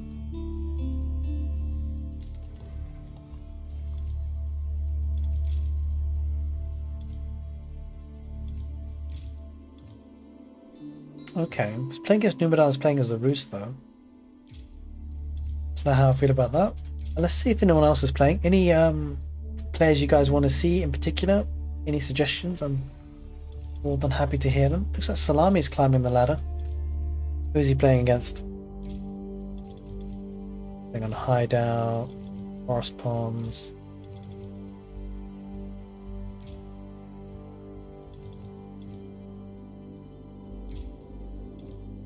Does Malians have university or madrasa? Oh, that's a good question. I'll check for that. I'll check for that in a second. Doesn't look like Salami's playing any particular great games. They did play against Kalp though. Maybe we might take a look at that one. Salami versus Kalp. The question was, Malians, do they have university or madrasa? Oh, look. It's actually the madrasa. Chemistry, biology, no new upgrades, but the standard ones. But it's called the madrasa, yep. And the Great Mosque is the wonder. So yeah, certainly it's It's actually quite interesting. Quite a few like Islamic civilizations, right? Got the Malians, Ottomans, Delhi Sultanate, and the Abbasid. What's the elite warrior scout? Oh yeah, so that's a really cool unit. That's something new that we haven't seen before. Take a look at the elite warrior scout. It's from the stable, and it's just basically upgrades for scouts, which is no other civilization gets this. Which is really cool because, do you know what I think we'll see a lot of? I think we're going to see a lot of landmark snipes. Oh guys, sorry, let me change the overlay. My bad. We were looking for, I didn't want to ruin the, I didn't want to ruin scores and stuff, so let me get that back up. Yeah, so you can get veterancy, elite warrior scouts. The trouble is on the tooltips, it doesn't give us the stats on the tech tree, I'm afraid. I wonder what the Siege Workshop tech tree looks like for the Malians and the Ottomans. I suspect it'll be the same, but let's have a look. No harm in checking. Just a bit of a downtime between games. Yeah, pretty much the same. Greased axles, roller shutter triggers, yeah, exactly the same. Nothing different for the Siege Workshop for the Malians. Ottoman... Oh, the Ottomans will be different though, of course, because they've got the Great Bombard, haven't they? Siege Workshop. The Great Bombard. Largest cannon that can be fielded. Excellent against buildings or group of targets. Must be set up to fire. It's kind of like a bombard, but Great Bombard, right? They don't have any other upgrades though. The same sort of thing. They don't have anything in the university. You'd love to see a new civ against the old. Okay, well, we could do that. We could do that. Who else could we check out? We've got, oh, by the way, guys, very quickly, right? It won't take long, I promise. I want to show you something. I really want to show you guys something. I'm super hyped about it. Without spoiling it, I'm just going to set it up now, and it's going to be really quite nice. It's an overlay. It's an overlay for like streaming, for creating content, specifically for show matches. So I'm hoping to try and like raise some funds to host show matches, because if I can do that, then we can get like best of 5s, best of 3s with pro players, and I can cast them, and it'll be open source. I'll let other casters cast them as well and whatever. And it means that we can have like dedicated show matches basically. And I've got a really awesome new overlay for it. I just want to show that off whilst we do start thinking about the next game. We could, I think BCQD had a game, right, actually, which had one of the old civs. Yeah, there's the Rus versus Malians. It wasn't a very long game though. Abbasid Dynasty was a bit more of a longer one.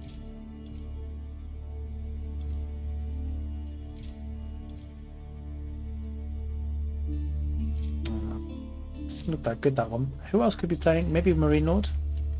MYI Mister, maybe? Okay. Let me show you the overlay, guys.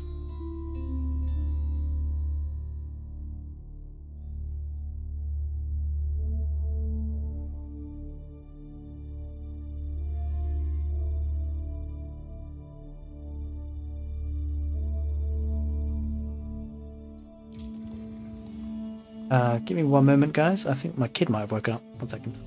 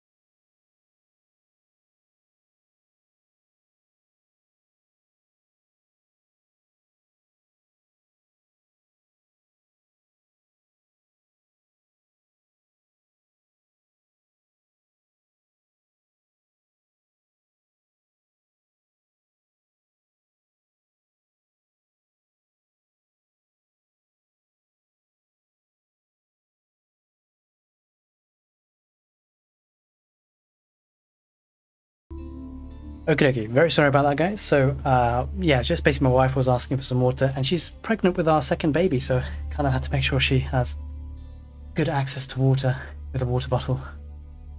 Apologies for that. Slight delay. But okay, let me show you the overlay. So we're going to be having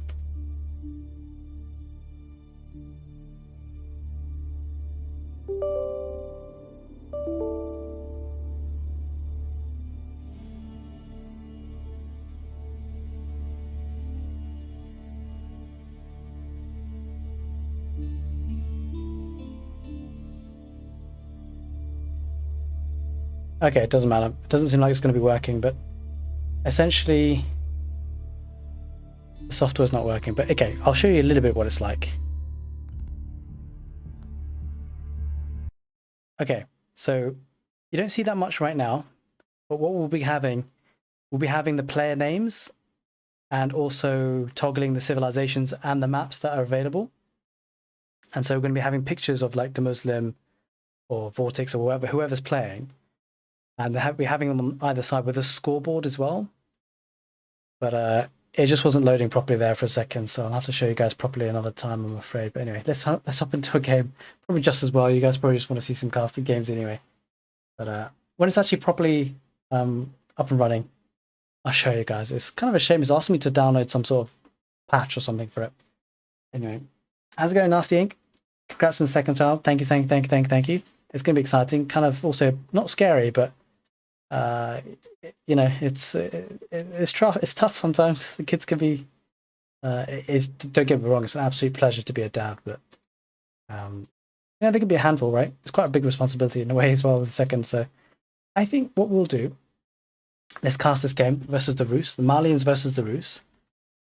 It's not the longest game, but it should be interesting nonetheless. All right, let's go.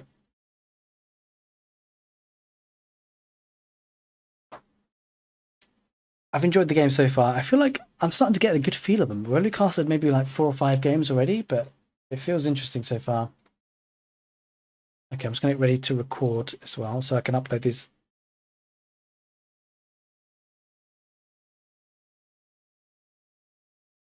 Oh, I understand you guys aren't getting game sounds. 1 second. Okay, there we are. Perfect. But yeah, well, I'm excited for the second child, that's for sure. All right, let's get into this one.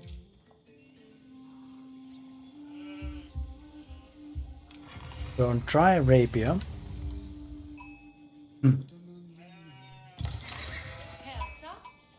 Welcome, ladies and gentlemen, to another casted game for Age of Empires 4, and today we're going to be showcasing one of the 2 new civilizations, being the Malians, played by Beastie QT on the west side of the map in yellow, and on the east side of the map, playing as the Rus. In red is Numidan. We all know about the Rus, so let's just focus on the Malians today because it'll be an interesting matchup. We'll be expecting more scouts out for Numidan. We should be expecting a second scout for Beastie playing as the Malians, and that is indeed the case. He's going to have to play that bounty game, a little mini game chasing after the deer patches, and that's exactly what's happening here. Beastie getting 2 of them.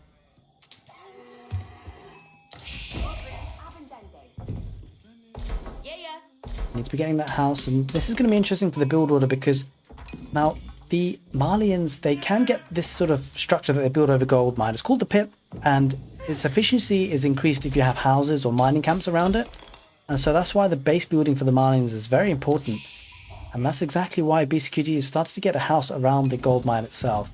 You can see the second one being built there very purposefully in very specific spots there, with the Rus probably opting for a 3rd scout. We shall see what Numidan is up to. He's indeed going for 3 scouts, going for the bounty that he needs. Numidan playing one of the traditional civilizations, part of the released civilizations that have been, well, released at the start of the game. But we are looking at one of the new civilizations, part of the new DLC, which will be totally free, by the way, if you own Age of Empires 4. This is coming to you completely free. We're on the public update preview patch at the moment, getting a bit of a, well, a preview as it is, of this civilization, the Malians. Pretty excited about seeing more from this civilization. Oh, what's this? Hang on a minute. We did not see this before. This is a new unique technology for the Malians where the buildings can be repaired 100% faster. I mean, I don't know how effective really is that. Like, how often do we use that? It's pretty expensive as well as a technology, like 100 gold, 75 wood. I mean, definitely not going to get it early. And we can only get it after the feudal age anyway. But, yeah, it was an interesting technology. We've not seen that before. And Nasty in the chat says, I'm just getting back to Age of Empires 4 and trying to get my rush game up to par. So I've come across your videos a lot. Oh, thank you so much. Well, I hope you enjoy it and I hope it's helpful, those tutorials, those build orders maybe. I certainly enjoy making them, and I've actually switched my attention a bit more to casting. But I'm sure with these 2 new civilizations, I'm sure I'll be getting more build orders out there soon enough. But I certainly do love casting the pro players and just generally watching these games as we see Mansa Quarry being built by the Malians. This landmark will be generating 75 gold per minute and can be toggled to generate stone instead if need be. Let's take a look at the bounty, because Numidan will be looking to get that tier 2 and he has already unlocked tier 2. Got 250 bounty already. As we see Numidan going up to the next stage with the Golden Gate. 4 villagers building that. What's exciting to see is the fact that, well, the Malians actually went up to the next stage pretty quickly. And they only had 1 villager gathering gold. That's actually rather surprising. I'm not sure if he had more villagers on gold and then transitioned, but if you only had 1 gold there from the start, that's pretty impressive. I mean, it can't have been. He must have. He must have had more gold somehow. He must have had more gold and transitioned, surely. Anyway, he's building the pit mine as it is. As you can see, the influence section there, the gold extraction rate for the open pit mines is increased by 25% for each house or mining camp built within the influence.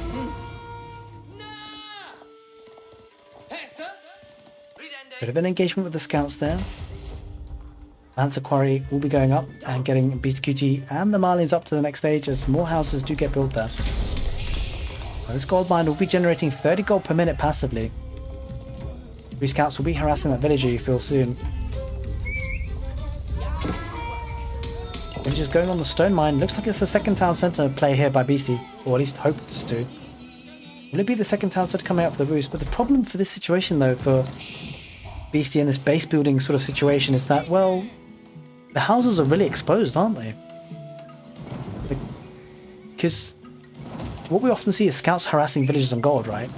And the interesting thing is that in the feudal age, a lot of units don't cost gold. It's just knights really that cost gold in the feudal age, and only get some civilizations that can make knights anyway, just the Rus and the French. And so the gold vein, whilst it can be exposed in regular civilizations, regular games, you can just pull the villagers off and concentrate on wood and food to produce those units to then fight back. But if you have to base build like this, get the houses there, civilizations like the Rus and early aggressive civs like the Mongols can really pressure this.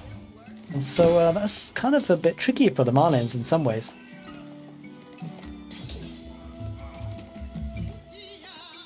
And that's super interesting.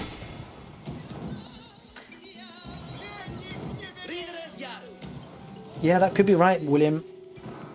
We'll have to check that later, for sure. Steve, welcome to the stream. Hope you're doing well and enjoying the set so far, the casting, the games, the civilizations. As we talk about civilizations, the Rus sending 8 villagers north to get another town centre on that deer patch. Civilization that we're well acquainted with so far at the moment, with the Rus coming up against the Malians. And what's super interesting about adding 2 new civilizations is not just the matches between the Ottomans and the Malians themselves. We're going to get, well, so many more permutations. Each of these new civilizations, well, they'll have a new matchup with one of the existing civilizations like we're seeing today with the Rus. And we'll see an establishment of a meta, a new dynamic, as we see a second town center coming up for Numidan. And we will be looking to see a second town center from the Malians soon as well, I suspect. As we see more houses being built around that pit mine. 72 gold per minute for free there. 2 villagers on gold effectively, as the archers do now start to pop out there for Numidan, benefiting from the wooden fortress, bolstering the wood being produced or being dropped off at that wood lumber camp by 20%. Interestingly though, and kind of odd, is that usually when you have a wooden fortress you can see the area of influence of the wooden fortress. Not really seeing that at this point. 17 more matchups. There we are. We have it, chat. William Schubert has done the maths. 17 matchups. I'm glad it was you doing the maths and not me, because I would have been fumbling around. Maths is not my strong point, I'll tell you that now. Or at least not when I'm live on stream anyway. Everything seems more nerve-wracking when you're live on stream. As we see a couple of Donsos, a spearman equivalent with a bit of a ranged ability as well though, trying to fend off those scouts. Staying on stone though, Beastie. He's getting a second town center. Wait a minute. Is Beastie being super greedy here? Looking for a third town center? That would be super greedy. And very easily punishable by the Rus. The Rus could be very strong and aggressive in the feudal age, and with a double archery range and a stable, that seems to be the play here for Numidan. Maybe going closer towards that second town center expansion. I'm not sure if he sees it. He will now, and the scout sees it.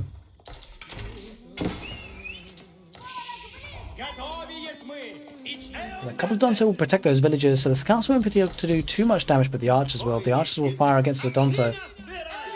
And these guys are particularly weak against the archers as well, as far as I'm aware. Yeah.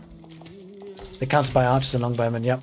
I'm just going to fire off from the villagers. Good micro there by Beastie to keep that villager alive, bringing it away from the town centre, waiting for the town centre to be completed. And saves the life of that Malian. That Malian villager will live to tell the tale of how his commander-in-chief saved his life with his micro. Let's take a look at some of these units now. The scout. This is super interesting because the Malians can upgrade their scout. I've not seen the upgraded version of the scout just yet. Doesn't seem like we will see that either though. Not in this game maybe. The Musafadi warrior coming out of the barracks. And the Donso. Musafadi warrior infantry effective at ambush attacks. Anti-armored specialists, so they'll probably be pretty good against man-at-arms. It's kind of interesting. Especially if they still get crossbows, which I suspect the Malians probably do, but this is the issue. Numidan now pressurizing on this pit mine, taking down the houses, and you really have to protect the gold actually. The economy for the Malians is very much orientated around the gold, and everything revolves around that. Production buildings at the back there for the Beast QG, but the houses on the front line, kind of don't want that as a civilization, do you? You don't want your homes to be in exposed areas, but that's what's happening. Wooden Fortress coming in for Numidan. Beastie under pressure. I'm not sure if Beastie has enough to fight this off. He needs something against the archers, and Javelin Throwers could be the option, but he's going for double stable instead. He's got a stable there already. I'm not sure how I feel about that. It feels like the archery range would be the better option for Beastie, but we shall see. Looks like Javelin Throwers and Donso would be perfect for Beastie QT here. He doesn't have any archery ranges. Instead, he's gone for the stables, and he's going to be going for the Sofa. But the Sofa, a cheap heavy cavalry unit. They're strong in melee combat, but they're countered by spearmen. So, yeah, not a bad option, it feels. Could be able to do pretty good damage if you can mass them up. But the pit mine are going to be taken down with the ramps on the field as well. Looking a bit sketchy here for Beastie, has to say.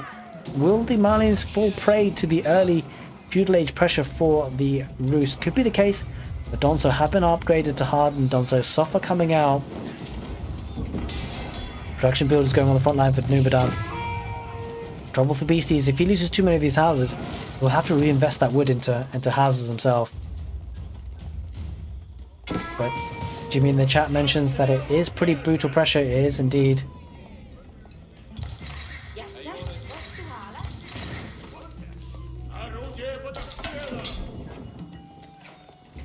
Yeah, looking pressure. This pressure is looking pretty brutal actually. As the barracks does go on the front line as well, getting the spears. And I think Numidan has scouted this. He's seen the three stables and thinks, well, I need to get counter units, and the counter units will be spearmen here. Double barracks coming out, and it does look like the Malians are struggling to hold on here. And it comes down to the positioning of the gold vein. You see, if the gold vein was further back, then those houses would probably be still alive and kicking. But the houses have bought them a bit of time here. Quite a few Sofa coming out. We shall see how the Sofa fare against the archers. Probably as a spearmen are popping out as well. And wooden fortresses are coming out here for Numidan, getting a lot of map control. Gonna pressurize the southern town centre first, and head out from there. Taking a look at the village count, 50 for Beastie, 54 for Numidan, so relatively similar, but you see the archers fire against the Donso. Will the Sofa get involved? No, the archers get pulled back for Numidan. Numidan being patient here, he's not rushing into this.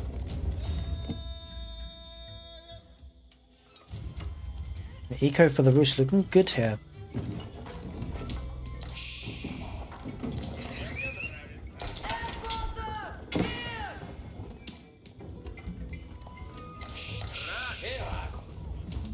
Okay, Ram Rush is coming in that southern town centre with a couple of archers and knights. Knights are going to be protecting those archers. The archers are being fired from the town centre. The focus fire on the town centre is pretty far, has to be said. The range is pretty crazy. Holy smokes. That feels like a big range for normal town centre. Does the Roost town centre have that much range? It feels a little bit excessive. Maybe they do. In any case, second ram will be being built and the villagers coming out to repair the first one. Sofa and Donso is the army composition of choice for BCQT. We'll see how effective that is as the army is starting to prepare to attack. The Sofa on the front lines with the Donso behind. The archers get a few hits, but nothing more than that.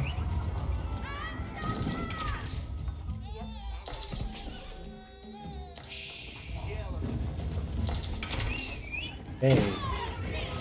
Donso firing off their javelins, or not javelins, but the spears rather, using the range attack.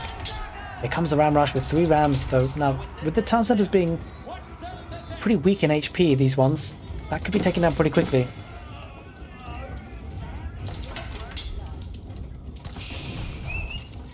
Alright, the rams are heading forward, the Sofa are heading forward as well, with the Donso in behind. Here comes the engagement. The rams do get a good hit on that town centre. The knights on the front line waiting to pounce. The Sofa get a good attack on the rams. The rams might be going down. The knights engage. The Donso looking to try and fight off the knights. Archers in behind. Now the thing is, for Numadan, if the archers can focus on the Donsos, then the knights should be able to do quite well in this fight. The town centre goes down.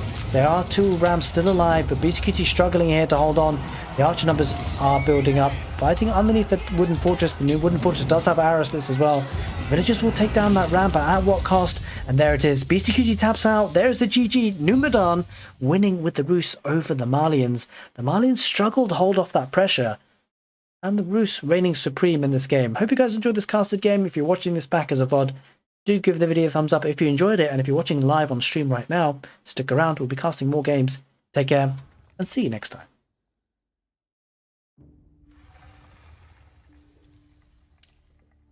Alrighty, that was cool. I mean, yeah, I mean, the Malians kind of struggled to hold on there, didn't they?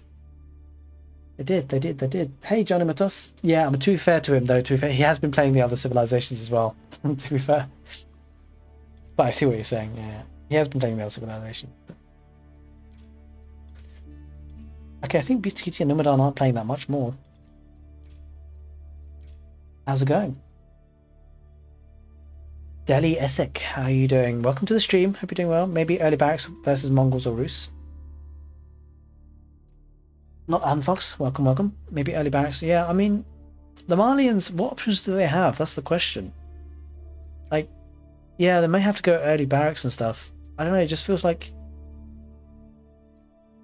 It feels like they're a little bit slow to get going. But once they do... It feels like the Malians could be open to early aggression, actually, if they're kind of having... To be fair, though, Beastie went for 3 town centres, I think. I think Beastie was pretty greedy. I don't think we can judge on that game, actually. I think Beastie Kita was a little bit greedy, maybe. I think he went for 3 town centres. If he did, it was greedy. But he tried to hold on. Sofa aren't light cav, so the Malians rely on light cav knight hybrid, which is also countered by crossbows. Yeah, William, it's kind of an awkward one, actually. The Sofa are a bit of a weird one, because they're countered by crossbows and they're countered by spearmen, which makes sense because they're cavalry, right? But they are strong in melee combat. They're kind of a horseman, really. They're sort of a horseman, I feel. They're more of a horseman than anything else. I feel like they're more like a horseman than they are a knight, but they're an upgraded horseman, it feels. 120 food versus and 60 gold is pretty expensive, no? How much is a regular horseman? 110 food. Yeah, that's really expensive, guys. 100 food, 120 wood. That's 120 resources for a horseman. 120 plus 60, 180. An extra 60 resources. That's a bit rough, guys. I have to say. Yeah. Yeah, I don't know how I feel about the Sofa. They seem a bit expensive, what they are. We shall see. We'll have to actually look at the actual in-game stats, like armor and stuff. With BT playing the Ottomans? Yes, Daddy, but I've actually already casted all of them, I'm afraid. So I mean, the VOD will be up there for the live stream. You can definitely check it out. And I'll probably individually upload the videos anyway. So if you're interested in BTQT specifically playing the Ottomans, I have casted quite a few of the games. Although he is in a game right now, live. So I can't seem to watch it though yet. It's not coming up as observe. I do have as... Do I not have him as a friend? I'm not sure. Anyway, I think I might have... we'll have to see. Let me catch up with chat and then we'll find another game to cast. Good to see counterplay to Malian Boom. Yeah, for sure. Any good maps with naval play that you've seen? Excited for the rework as a whole? Jimmy, that's a really good question. I haven't seen any water maps yet. Maybe we'll look for that next, Jimmy. 2 early Mongol horsemen can do big damage. Yeah, I think also the fact that the spawn is quite rough for the Malians. Like if you have gold on the front, right, you're going to have to put all your houses there and it leaves yourself pretty open to being raided, right? As we talked in the game itself, if you're in the feudalage and your gold is under pressure, as long as you've reached the feudalage, you're kind of okay, because you can then start to invest in horsemen, food and wood units, and you don't necessarily need to depend on the gold that much in early feudalage. If you're pushed off it, it's not too bad, but as the Malians, you're not just pushed off the gold, you leave your houses exposed, and that's kind of a problem. What does the Ottoman stable tech tree look like? Let's take a look at that. Ottomans, stable. So we won't have too much downtime between games, guys, but I do like to engage with you guys as well on live stream, of course. It's essentially the same. It's just Sipahi. You've got knights and Sipahi, which is an interesting unit. It's countered by spearmen and melee units, really, but it's good against ranged units. So it's quite. I like this unit. I like the Sipahi much more than I do the Sofa. That's for sure, because this is relatively cheap as well. And it's got quite a fast movement speed. It's a nice unit. Okay, I'll check them out later, thanks. Yep, no worries. I wish I could... You know what? If BCQT is playing Ottomans, I would certainly... I've actually casted all his games so far, so... Otherwise, I would have actually picked that next. For you, Delhi. Stuff might be good to counter to mass knights, horsemen, because they can't beat archers or spears. Yeah, possibly. Let's see if we can see some water maps. Thank you for the follow, Rambine Aoe. Thank you very, very much. I wonder if that's the Twitch alerts. Probably is. I'm sure my YouTube alerts are on. Anyway, let's see if Salami has any good games on water maps. Mediterranean. But I want to see a high quality game as well. I'd want to see strong players, I guess, in a way. Sounds a bit weird, but you know what I mean. You want to see the Beast QTs, Marine Lords, the Misters. What about Doubt? Is Doubt on?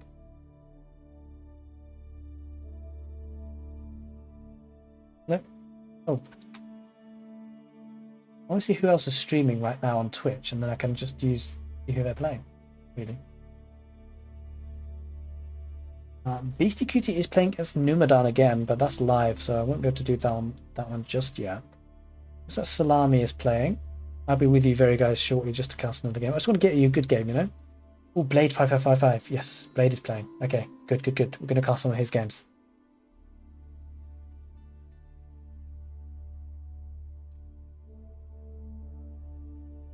Okay, Blade 5555.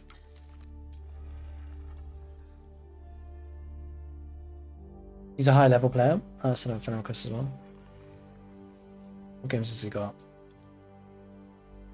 I think he's going solo ranked though, so it's not going to be necessarily high quality, but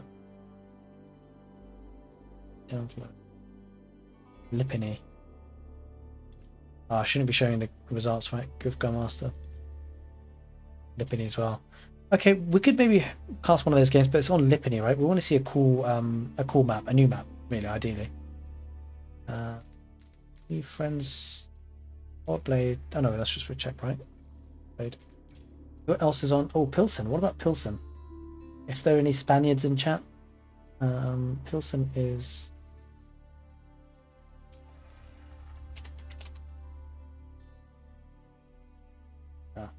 Maybe not. Who else is on? Maybe Kalp. If Kalp's got any good games. Oh, I'm not sure if I'm catching all the chat. Yeah. Okay. See if Cap's got any good games. He's offline at the moment, but he'll have some good games, I suspect. Let me just change the overlay. I don't want to spoil anything if I do end up picking one of these. Oh, Forest Ponds. Oh yes, we're doing this one, guys. We're doing this one. Forest Ponds. I haven't seen this map at all, so this is a completely new map to me, and it's playing against Salami as well, so this will be a good matchup. They're both high level players. Hey Hans, Peter, how you doing, buddy? Hope you're doing well, mate. I think I will make this the last casted game on the live stream, at least. So, yep, let me just take overlay. I'm going to grab a very quick drink of water, and then we'll be heading into this last casted game for the live stream. And we'll take a look at this new map. Oh, wait. Forest Ponds. This is basically Four Lakes. What the hell? It's kind of like Four Lakes. Wait, what's this? Why is there a coastal trade post? What the hell? That's kind of weird. Oh, wait. Wait. Send traders or trade ships to trade. You can send traders there as well. Kind of weird. Ah, Hans. So yeah, I think, do you know what? Oh, you subscribed. Thanks, dude. I really appreciate that, Hans. So it's kind of weird at the moment. And before I grab my water, I'd actually love to hear from you guys in chat. So obviously Twitch is a really strong streaming platform, but I feel like a lot of my community is on YouTube. And I feel like live streaming is improving somewhat on YouTube. And it just feels a little bit more easier for me in terms of the whole ecosystem being on YouTube, like my offline content, my casted games that I upload, build orders. And I feel like live stream should be on YouTube as well. Let's just take a look at the number. Not that the numbers necessarily mean everything, but I do seem to get decent views on the YouTube streams as well. So also, not only that, guys, is that I don't know if you guys have noticed, you probably haven't received a single video ad, right? Like I've turned ads off for my live streams, and I feel that's so good for the user experience. Like if I'm casting a game live and you guys have tuned in, right? You don't want to have an advert in the middle of it, which you do in Twitch. Like on Twitch, you have to have ads every so often, unless you subscribe to the channel and stuff like that. But then you have to pay for that, right? So, like for the live streams on YouTube, it means you can have an ad viewing free experience, or ad free viewing experience rather. You don't get cut off mid game, which is kind of cool. So I think maybe I'll stream a bit more on YouTube and see how it goes. And let me know though if you guys prefer to see live streams on Twitch or on YouTube. I suspect the fact that you're here is probably YouTube, but let me know if you actually have a certain preference. It kind of would help me a little bit. I might do a poll on the community channel, on the community tab for YouTube to see what you guys feel. But I'm gonna grab a quick drink of water, and then we're gonna be heading straight into the game. Oh, look at these berry bushes. Wait a minute. Hey, Cap gets that as well. That's interesting. All right, we'll be back in a couple of minutes, and we'll be casting this game.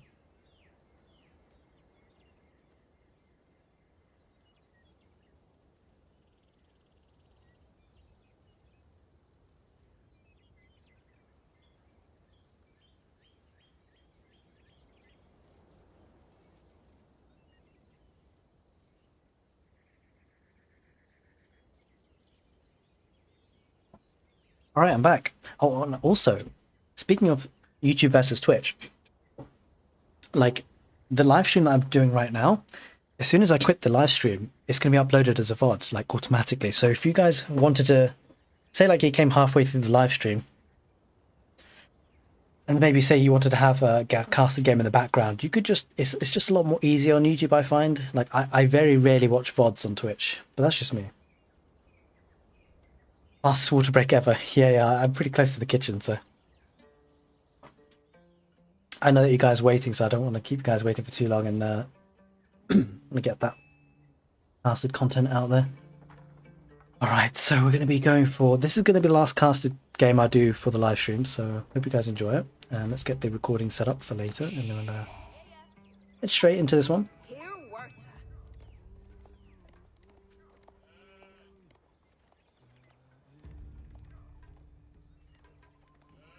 Yeah, so Jimmy, the thing about casting with both is that you can't do both at the same time because Twitch don't allow it. YouTube don't mind. but Twitch don't actually allow it as an affiliate, so it kind of sucks. You do tend to get a bit more support, like financially on Twitch and stuff, but it's just kind of one of those things. I think I'm going to stick into YouTube a bit more. I feel like I've been going in between a little bit, and it's probably better to stay consistent. I know that Turin, who's obviously a much bigger YouTuber than I am, does a lot on YouTube, so it seems to work for him. So I don't think there are that many Age of Empires 4 content creators on YouTube either, so really cool. Alright, but without any further ado, don't want to keep you guys waiting too long for this casted game, so let's get rock and rolling, shall we? Wait, what map is this again? It's Forest Ponds, right? Yeah. Oh wait, yeah. Yeah, Forest Ponds.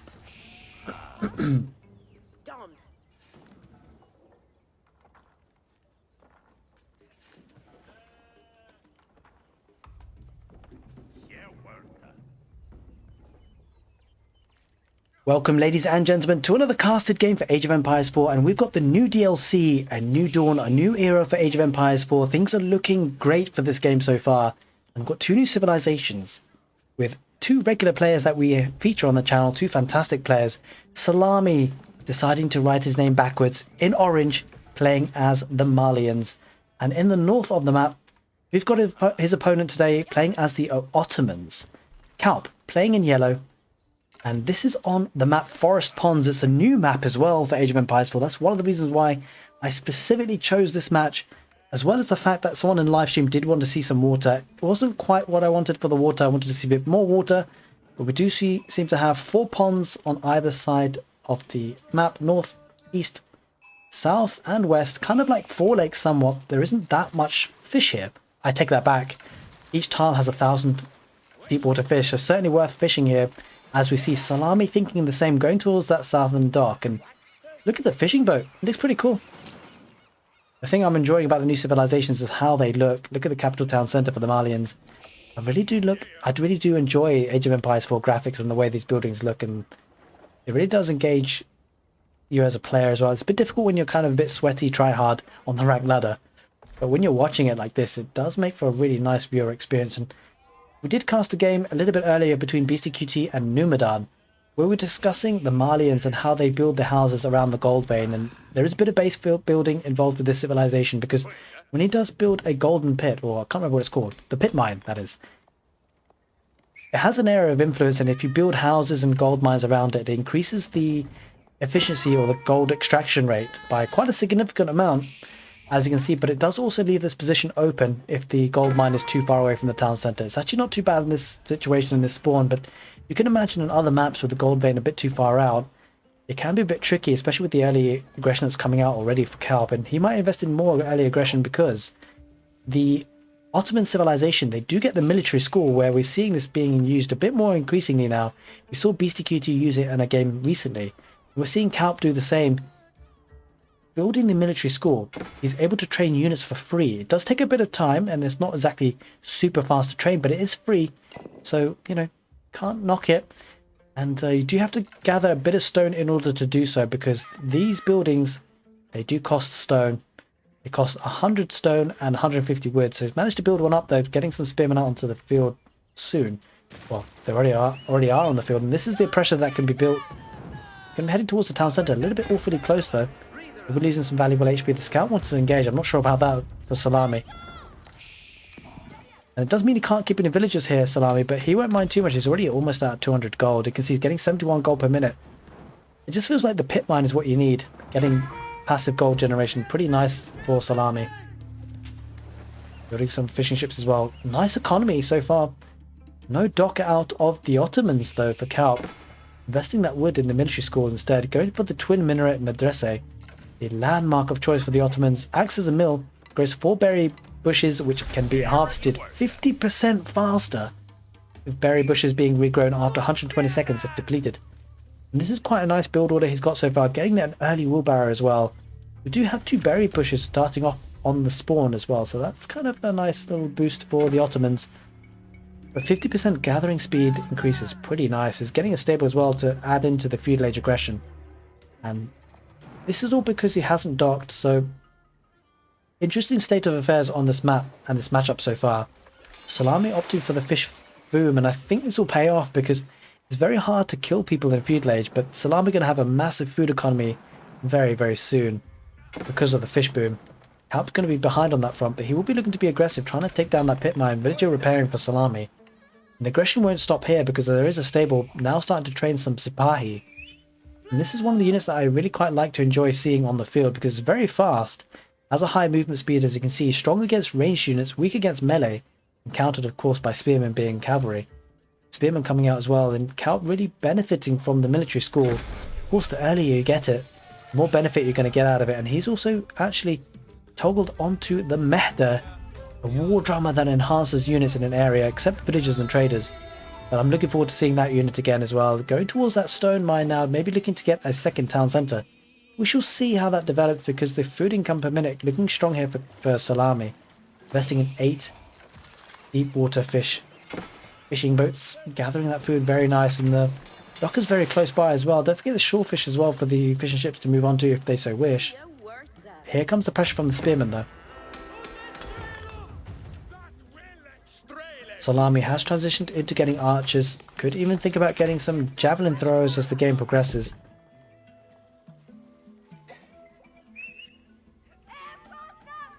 It has to be said the wood is rather sporadic on this map, so Forest Ponds is new to us. We talked about the similarities between Four Lakes, but what I will say is that's not similar with Four Lakes is the woodlines.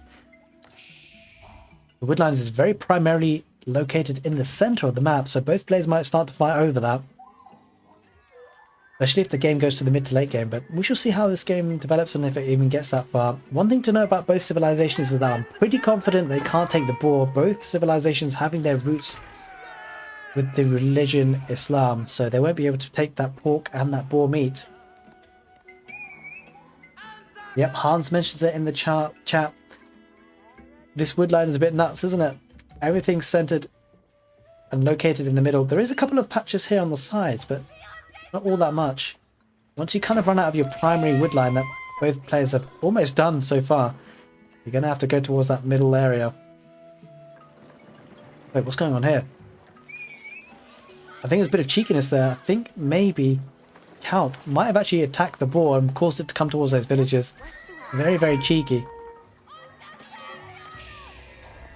Yeah, Scout getting his own back. And we do now see those villagers for Salami go towards that woodline. Kind of has no choice. He's run out of his woodline that he started off with. Not entirely sure where it was. Here it was.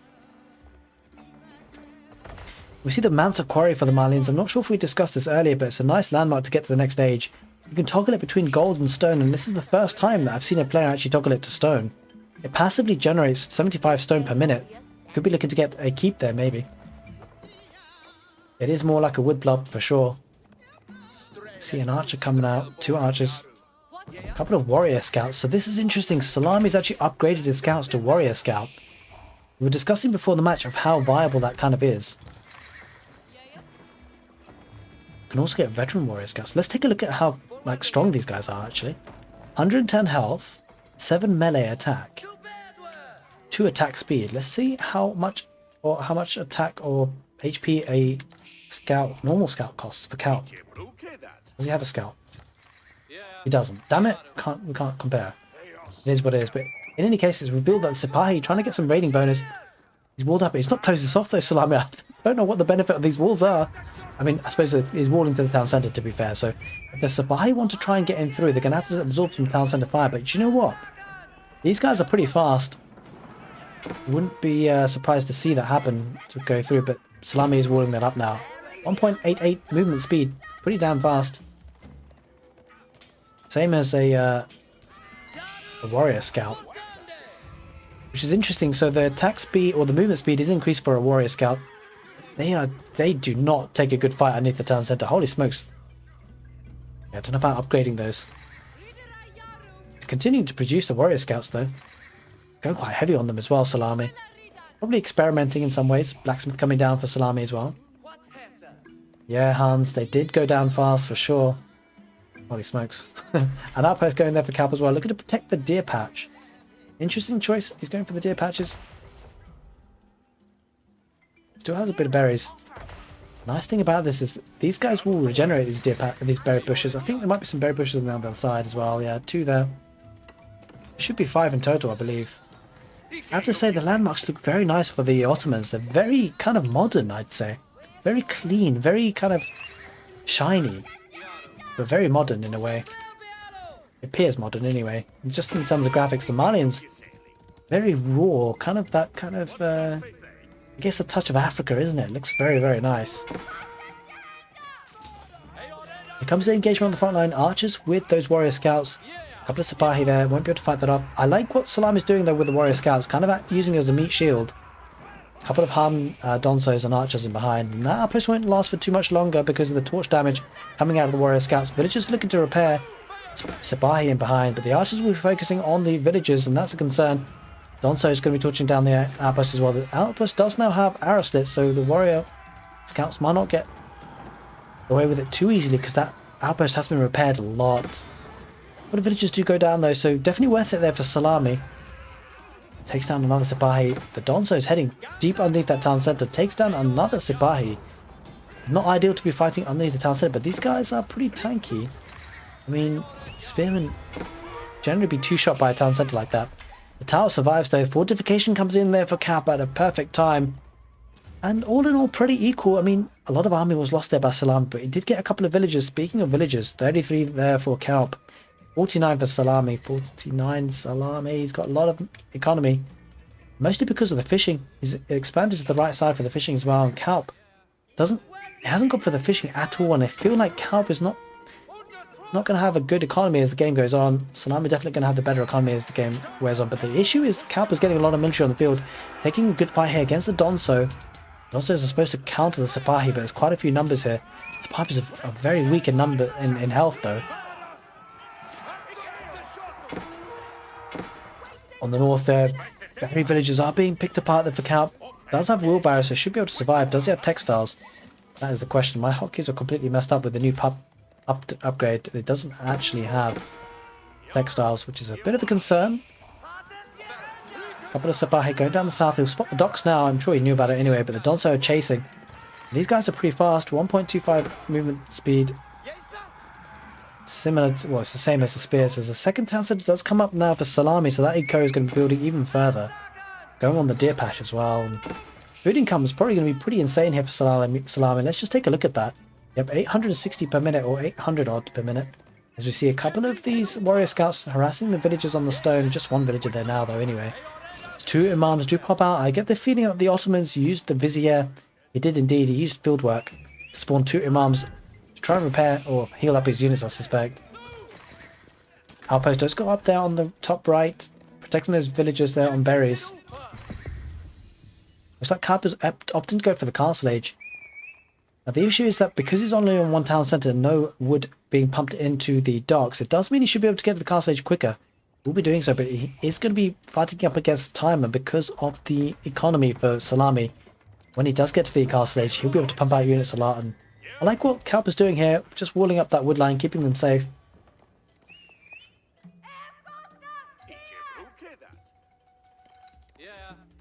Yeah, Hans does mention in the chat whether there could be a little bit of a bonus for the Malians, benefiting from the fact that the villagers don't have to really go towards gold as much because of the passive generation, so they can focus more villagers on woodline and then look to get some more docks and fishing ships out.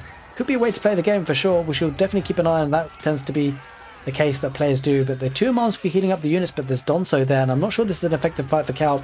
I'm sure he might win the fight, but he lost a lot of HP. I think, wow, the imams are healing up a lot. Overall, decent trade there for Kalp, all things considered. Still two Donso, well, there's two archers really. The archers will perish. And there is a bit of a clean up there for Kalp, but the new age does begin for Kalp as well, so the aggression will be coming in. Salami looking to put on some more field age pressure with Donso, and now has transitioned a little bit to Sofa. We're going to get some raiding bonuses there. Villagers do garrison inside the town centre. Oh, Salami might need to get out of there. Engages in the fight around the twin minaret madrasa. He's going to head further out. The Donso kind of packing a punch on the villagers. Same with the Sofa. Looks like Salami is trying to pile on the pressure, keep the army for the Ottomans at home, whilst he does try and get the tech up himself. Oh, the Sofa kind of took the fight there without the Donso. The Donso, look at the ranged attack that's happening there. I'm sure that was a great fight there for Salami. Might have needed to wait on a little bit, but the Donso are now trying to fight this off. The Imams head back, healing up each other. The Imams actually doing great work here. The Vizier choosing to spend those bonuses on the two Imams, really coming clutch here. Sofa trying to raid the villagers on that outpost. But they do go down. Sopper all down. Donso continue the chase in the south here. Salami coming in with more infantry to try and raid. He's going up to the next stage now though. Or is he? Wait a minute. Nope. Salami has spent all his resources. He's not going to the next stage. Salami smells blood. He's going full food age here at this point. He's spent his food. Actually, I take it back. He's spending it, but he's slowly working his way up. He'll continue the unit production though, because he does smell blood. The right side pretty protected though for Calp. I'm not sure Salami will get that much more value with the 2 outposts there, especially with Aristides possibly coming in. Calp, he hasn't clicked it just yet though. The southern area is definitely where he's getting more joy there. Villagers on the barriers going down, that's problematic. Even with the landmark next to the town centre, the Donso are just diving in. What are these Donso doing? They're actually just torching down the... Wait. These guys barely take any damage. Considering he's underneath the town centre with 7 villagers garrisoned inside, these Donso are hella tanky underneath the town centres. That's pretty impressive. Gonna head towards those Sipahi, takes one down. Now Salami will be going up to the next stage. More raiding happening. He's going up with the Grand Fulani Coral, the landmark which takes nearby cattle and provides 20 food per minute. Question is he doesn't actually have any cattle on the field, because he doesn't need it. I'm a bit curious to see why he's chosen for this landmark. I'm not entirely sure what the other landmark would have been. In any case, doesn't really seem to help Salami in any way, that landmark, because he doesn't have cattle. He's opted for the ponds instead. Salami looking to try and burn this palisade gate down. There's quite a few villages here ripe for the taking. That's a little bit worrying there for Calp. But we talked about the economy. 76 for Salami, 33 for Calp. Holy moly, Salami really building up a huge lead in economy. But he's just going to try and repair that gate. That should work. Quite a few villages there, but that's wood he's having to spend on that. Calp does have plenty of wood though. Warrior scouts again, keeping the army busy here for Calp. Does have 4 military school, but it's not producing them particularly fast, the units. Does have 10 idle villagers. This is a concern. This villager's having to repair the gate. It is repaired, but it's going to be torched down again. It's on fire. Sabahi trying to charge in. They are veteran now, but the Donso taking the fight, and that's not a fight that the Sabahi can take. The Donso, the direct counter unit. Sure, these Donso are only hardened Donso. They're not veteran. But now we see the Janissaries coming out for the Ottomans. Holy smokes, absolutely taking down those Donsos. Will we see an archer transition though? Because we've seen this before, the Janissaries, they don't do so well against archer units. That's what Calp will need. He has 2 archery ranges to be fair, so could start to produce that. He does have a couple of archers on the field as well, I saw. Yeah, 4 of them. He needs to upgrade those and get those on the field. Gate is on fire, but look at the food count there for Salami. That's pretty insane. It's because of the fishing. We talked about this. This is the time where the fishing economy really started to kick in. 2,300 food into the bank. They come to production units. Buildings, rather. And, it's going to be building up a lot of army. Oh, he does have some cows now, though. I'm surprised they put the landmark there, though. I don't know. I don't know what constitutes a nearby. Oh, that's a bit of a mistake. If the landmark was here close to the town centre, these cows would, whilst they're not being taken, whilst they're still alive, would be generating a bit of food. But all in all, not the end of the world. I quite like the fact that the cows contain a lot of food. 500 food per cow. Actually probably the most in the game apart from boar. I think the deer contain 350 if I'm not mistaken. Yep, the deer contain 350. The berries contain 250. And the sheep, I think they contain 250 as well if I'm not mistaken. Yep, 250. We see the military numbers starting to build up for Salami. 30 on the field versus the 22 units. Because of the economy, he can afford to do so. Oh my god, Salami's going to the Imperial Age behind this. Actually going to the Imperial Age. What's it going up with? It's going up with the Griot Bara. It's the first time I've seen this landmark. What does it do? Begin a festival for 300 gold, providing global enhancements to food gather rates, military production speeds, or damage of torches and siege attacks. One festival may be active at a time. I wonder how long the festival lasts for. It costs you 300 gold. But let's face it, the Malians don't struggle with gold. That's going to be super interesting to see. I cannot wait. How long is it? Oh, holy smokes. Okay, so you can have a choice between having a food festival, increase the food gather rate by 50% for 30 seconds, increase military unit production speed by 50% by 30 seconds, increase siege and torch damage for all units by 100% by 30 seconds. Holy smokes. So what you could do, you can just chuck in all your units, get that festival, the siege festival, and just torch everything down you can. Units really starting to build up though. Count maybe opted to try and aim for that Imperial Age, but he's so far away. I don't think he can. I think he has to invest in Castle Age here. He needs a big fight, and he needs it fast because Salam is building up a huge army here. Oh, he's got veteran warrior scouts. Holy smokes, let's take a look at the stats on these guys. 130 health, 9 melee, 2 attack speed, 1.88 movement per second, tiles per second. Here comes the fight. Kaup is aware, does have a mangonel, that will help with his damage that he can do, but the veteran archers, we need to be careful about that. Donsos seem to be pretty good at tanking arrow fire. Let's just see how they fare up against mangonels. Probably not so well. Will the mangonel fire out? We shall see. Yep, mangonel does fire out. There is another mangonel behind as well. Oh, the attack range on that mangonel is pretty insane. Takes the engagement here, Salami. There are a couple of Janissaries there for Kaup as well. Let's just see how this one fares out. Mangonel's taking the fight.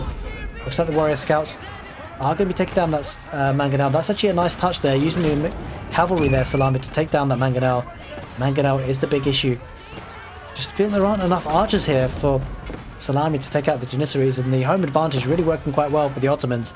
The warrior scouts kind of melt there. Warrior scouts very underwhelming, it feels. Oh my god, that mangonel shot there. Salami wasting a lot of units. But will he have a production behind this? He does indeed. Did we see a festival? I want to have a festival, guys. Yeah, he used a festival. We didn't see it though. Bit of a shame. The landmark looks very nice. Looks very nice indeed. A couple of mills coming out, building more or trading more cows, making more cows. Breeding more cows, I guess. Breeding is the word.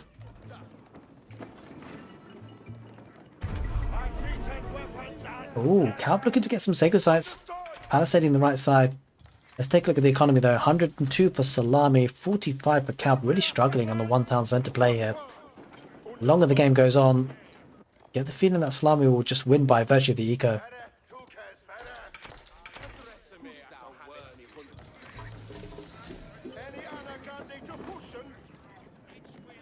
There is elite upgrades coming in though. Poisoned arrows. Archer arrows deal an additional 3 damage over 6 seconds. The archers will do a little bit more damage. It'll be interesting to see that. We don't see that technology for any other civilization. Only the Malians. It's now starting to produce a lot of elite Donsos. It's going to be Imperial Age units versus Castle Age units. Do we see the madrasa for the Malians? Let's just see. He's getting cattle ranches around this landmark now. So we'll be making use of that. Doesn't have a university or madrasa just yet, it seems. That's quite a bit of stone. Will he get a keep? I'd love to see a keep. I'd love to see a Malian keep, the way it looks. 12 villagers. There's something to bear in mind as well, just taking this time to explain to you guys, this is a public update preview version of the game, or the DLC. So if you hear the villagers and what they're saying, they're actually speaking the same voices as the English villagers, the English civilization. That's obviously not going to remain the same. The devs will update that as the game develops and the developers work on it. There will be another layer to be kind of explored with the civilizations as the warrior scouts do head in forward. Elite warrior scouts now. 155 health, 20 torch damage. Holy smokes. There's the engagement. Mangonel's firing off. Mangonel's in a good spot though for the Ottomans. Should be able to hold on in this attack. Despite being an age behind, it's doing a lot of damage with the mangonels. And the Janissaries behind. Will the Donsos be able to hold on? Time will tell. Just gets the feeling that Salami doesn't have a large enough army, but he's producing again. He'll be ready for a second wave very soon. Did we see another festival? No, we didn't. So we can see the cattle ranch is starting to develop around the Grand Fulani Coral. We're giving passive food income. Look at the food income he's going to get from that. 2,000 food per minute. That's ridiculous for Salami. Only 270 though. Kaup now opting for a farming transition. I think it's really hurt Kaup that he didn't go for the waters in the end. Do you see a mosque there? Look at how good that looks. For the Ottomans. Oh, there's the keep going on that southern south sacred site. That keep looks awesome. I'm really impressed by the Malians and how their buildings look, I have to say. The Ottomans look pretty decent as well, but I feel like the Malians have a very nice charm to their buildings. You can see a couple of hides on top of that keep as well.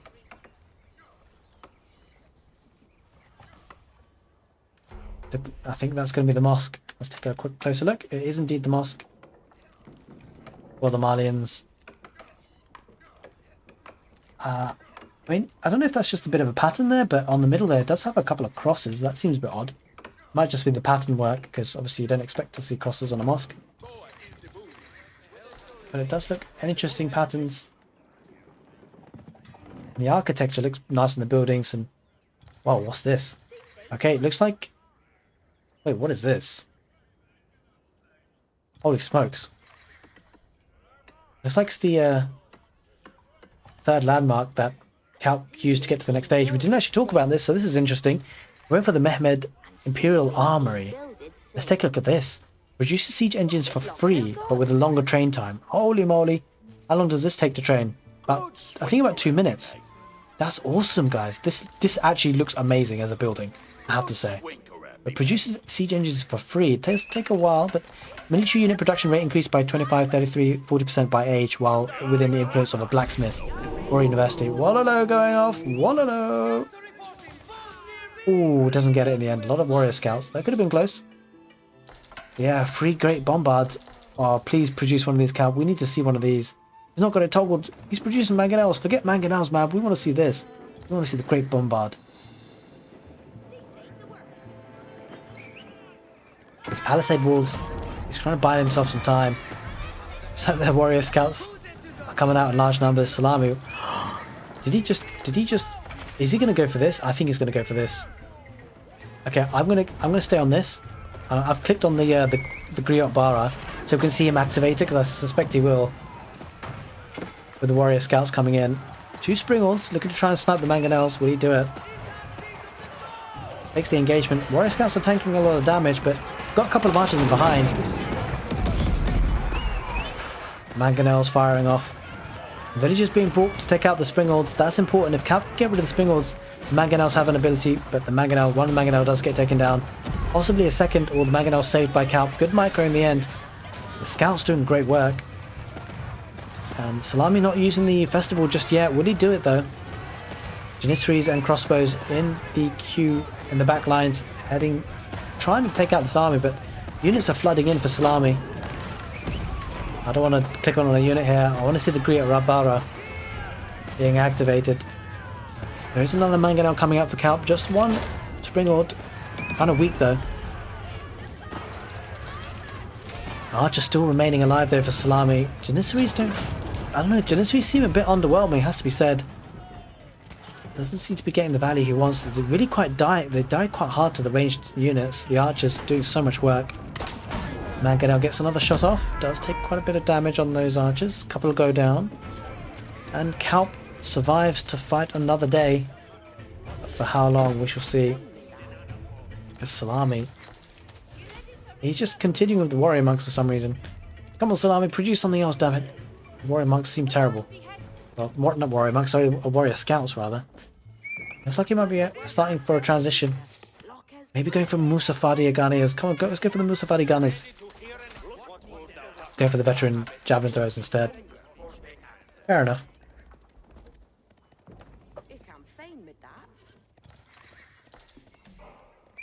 Calp was walled up again. Holy moly, the Istanbul Observatory. Taking the Ottomans to the Imperial Age. Acts as a university, improves the influence provided by the university and blacksmith to 60%. Military unit production increased. Okay, so that's pretty cool. You can really start to produce units fast. Especially from the military school. But will it be within the influence? Does it have to be within the influence? I'm not so sure. I think it's working anyway. It is indeed. Ooh. Do we see a Great Bombard? Can we see a Great Bombard out of this? Yes, he's toggling it. How long will it take though? It takes 3 minutes 40 seconds. Please, Salami, don't kill him within 3 minutes 40 seconds. We want to see a Great Bombard. As we do see a Bombard for the Malians. Trouble for Calp, as I don't think he has 3 minutes left before he loses, because this army is going to head in. And this is a large army. 26 military for Calp, 55 for Salami with a huge economy behind it. The army being Javelin Throwers, elite Donsos, and a couple of elite warrior scouts, but Calp will want to try and hold on if he can. Surprised to see no keeps coming up for Calp. Bombard going to take a couple of houses and then head straight forward, you feel? Woodline could be at risk as well. Kind of trapped in there, those villagers. They've gone in, will they come out?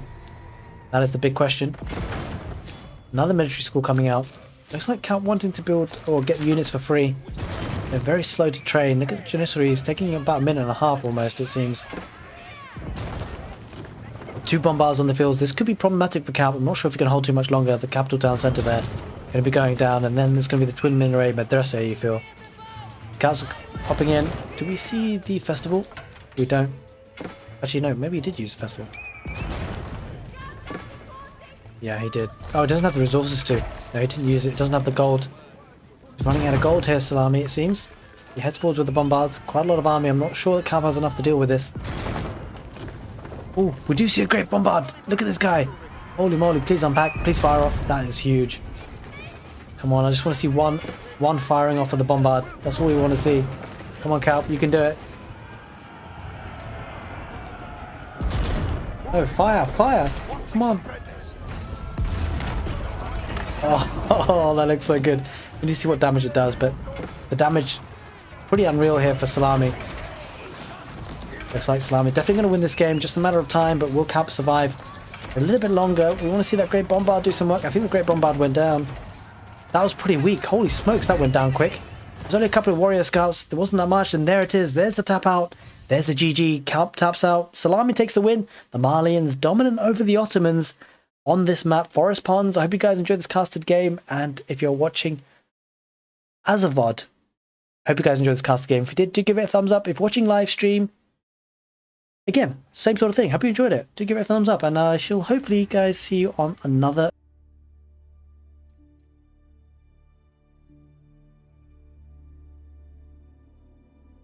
Alright, so that's the end of that recording for that video. I hope you guys enjoyed this live stream. I certainly did.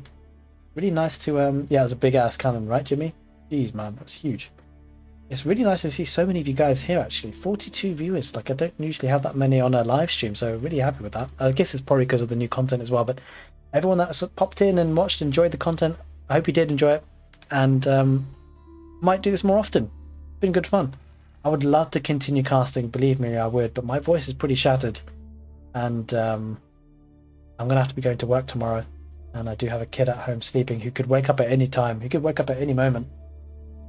And I'm really excited about this new DLC, I have to say. Saw you in my recommended. I enjoyed the stream. Thanks. Oh, thanks, Neckham. Appreciate it. I really appreciate you hopping in. And if you are new to the channel, if anyone's popping in new and you enjoy the casted games, if you enjoy Age of Empires 4, then do think about subscribing to the channel. It's free, and it means that you get updates for new videos if you're interested. If you're not, then, well, hopefully I can do something to keep you guys entertained. Otherwise, I don't really cast that many other games at the moment. There is another game called Crossfire Legion, and when Stormgate does come out, I will be casting that on another channel as well. But I've really enjoyed this. Is there any way to add you on AoE Farm? Yeah, of course. What I would say is my username changes a little bit, but I mean, okay. So if you want to add me, you can. Just type in, this is what my gamer tag is. I'll probably take out the YouTube bit because it's kind of annoying for people to add me. That's what my gamer tag is, but I can be contacted on Discord as well. So if you want to hop into Discord, if you want to have community games, team games, I might do community games. That'd be kind of fun, and live stream the community games. But you can always talk to me on Discord. I will. I always have the link to my Discord on the YouTube channel and the video description. So just check out our video description. Discord will be there.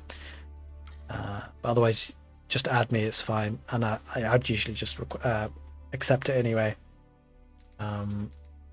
Yeah. I think that's it for me today. It's gonna be it. It's gonna be it. I really enjoyed hanging out with you guys and casting the games, and yeah. I will see you guys all soon. I do also very much kind of reply to comments on YouTube videos, so if you want to drop me a question or anything like that, then I'd love to engage with you guys. And I shall see you all very, very soon. Take care, and hopefully see you next time.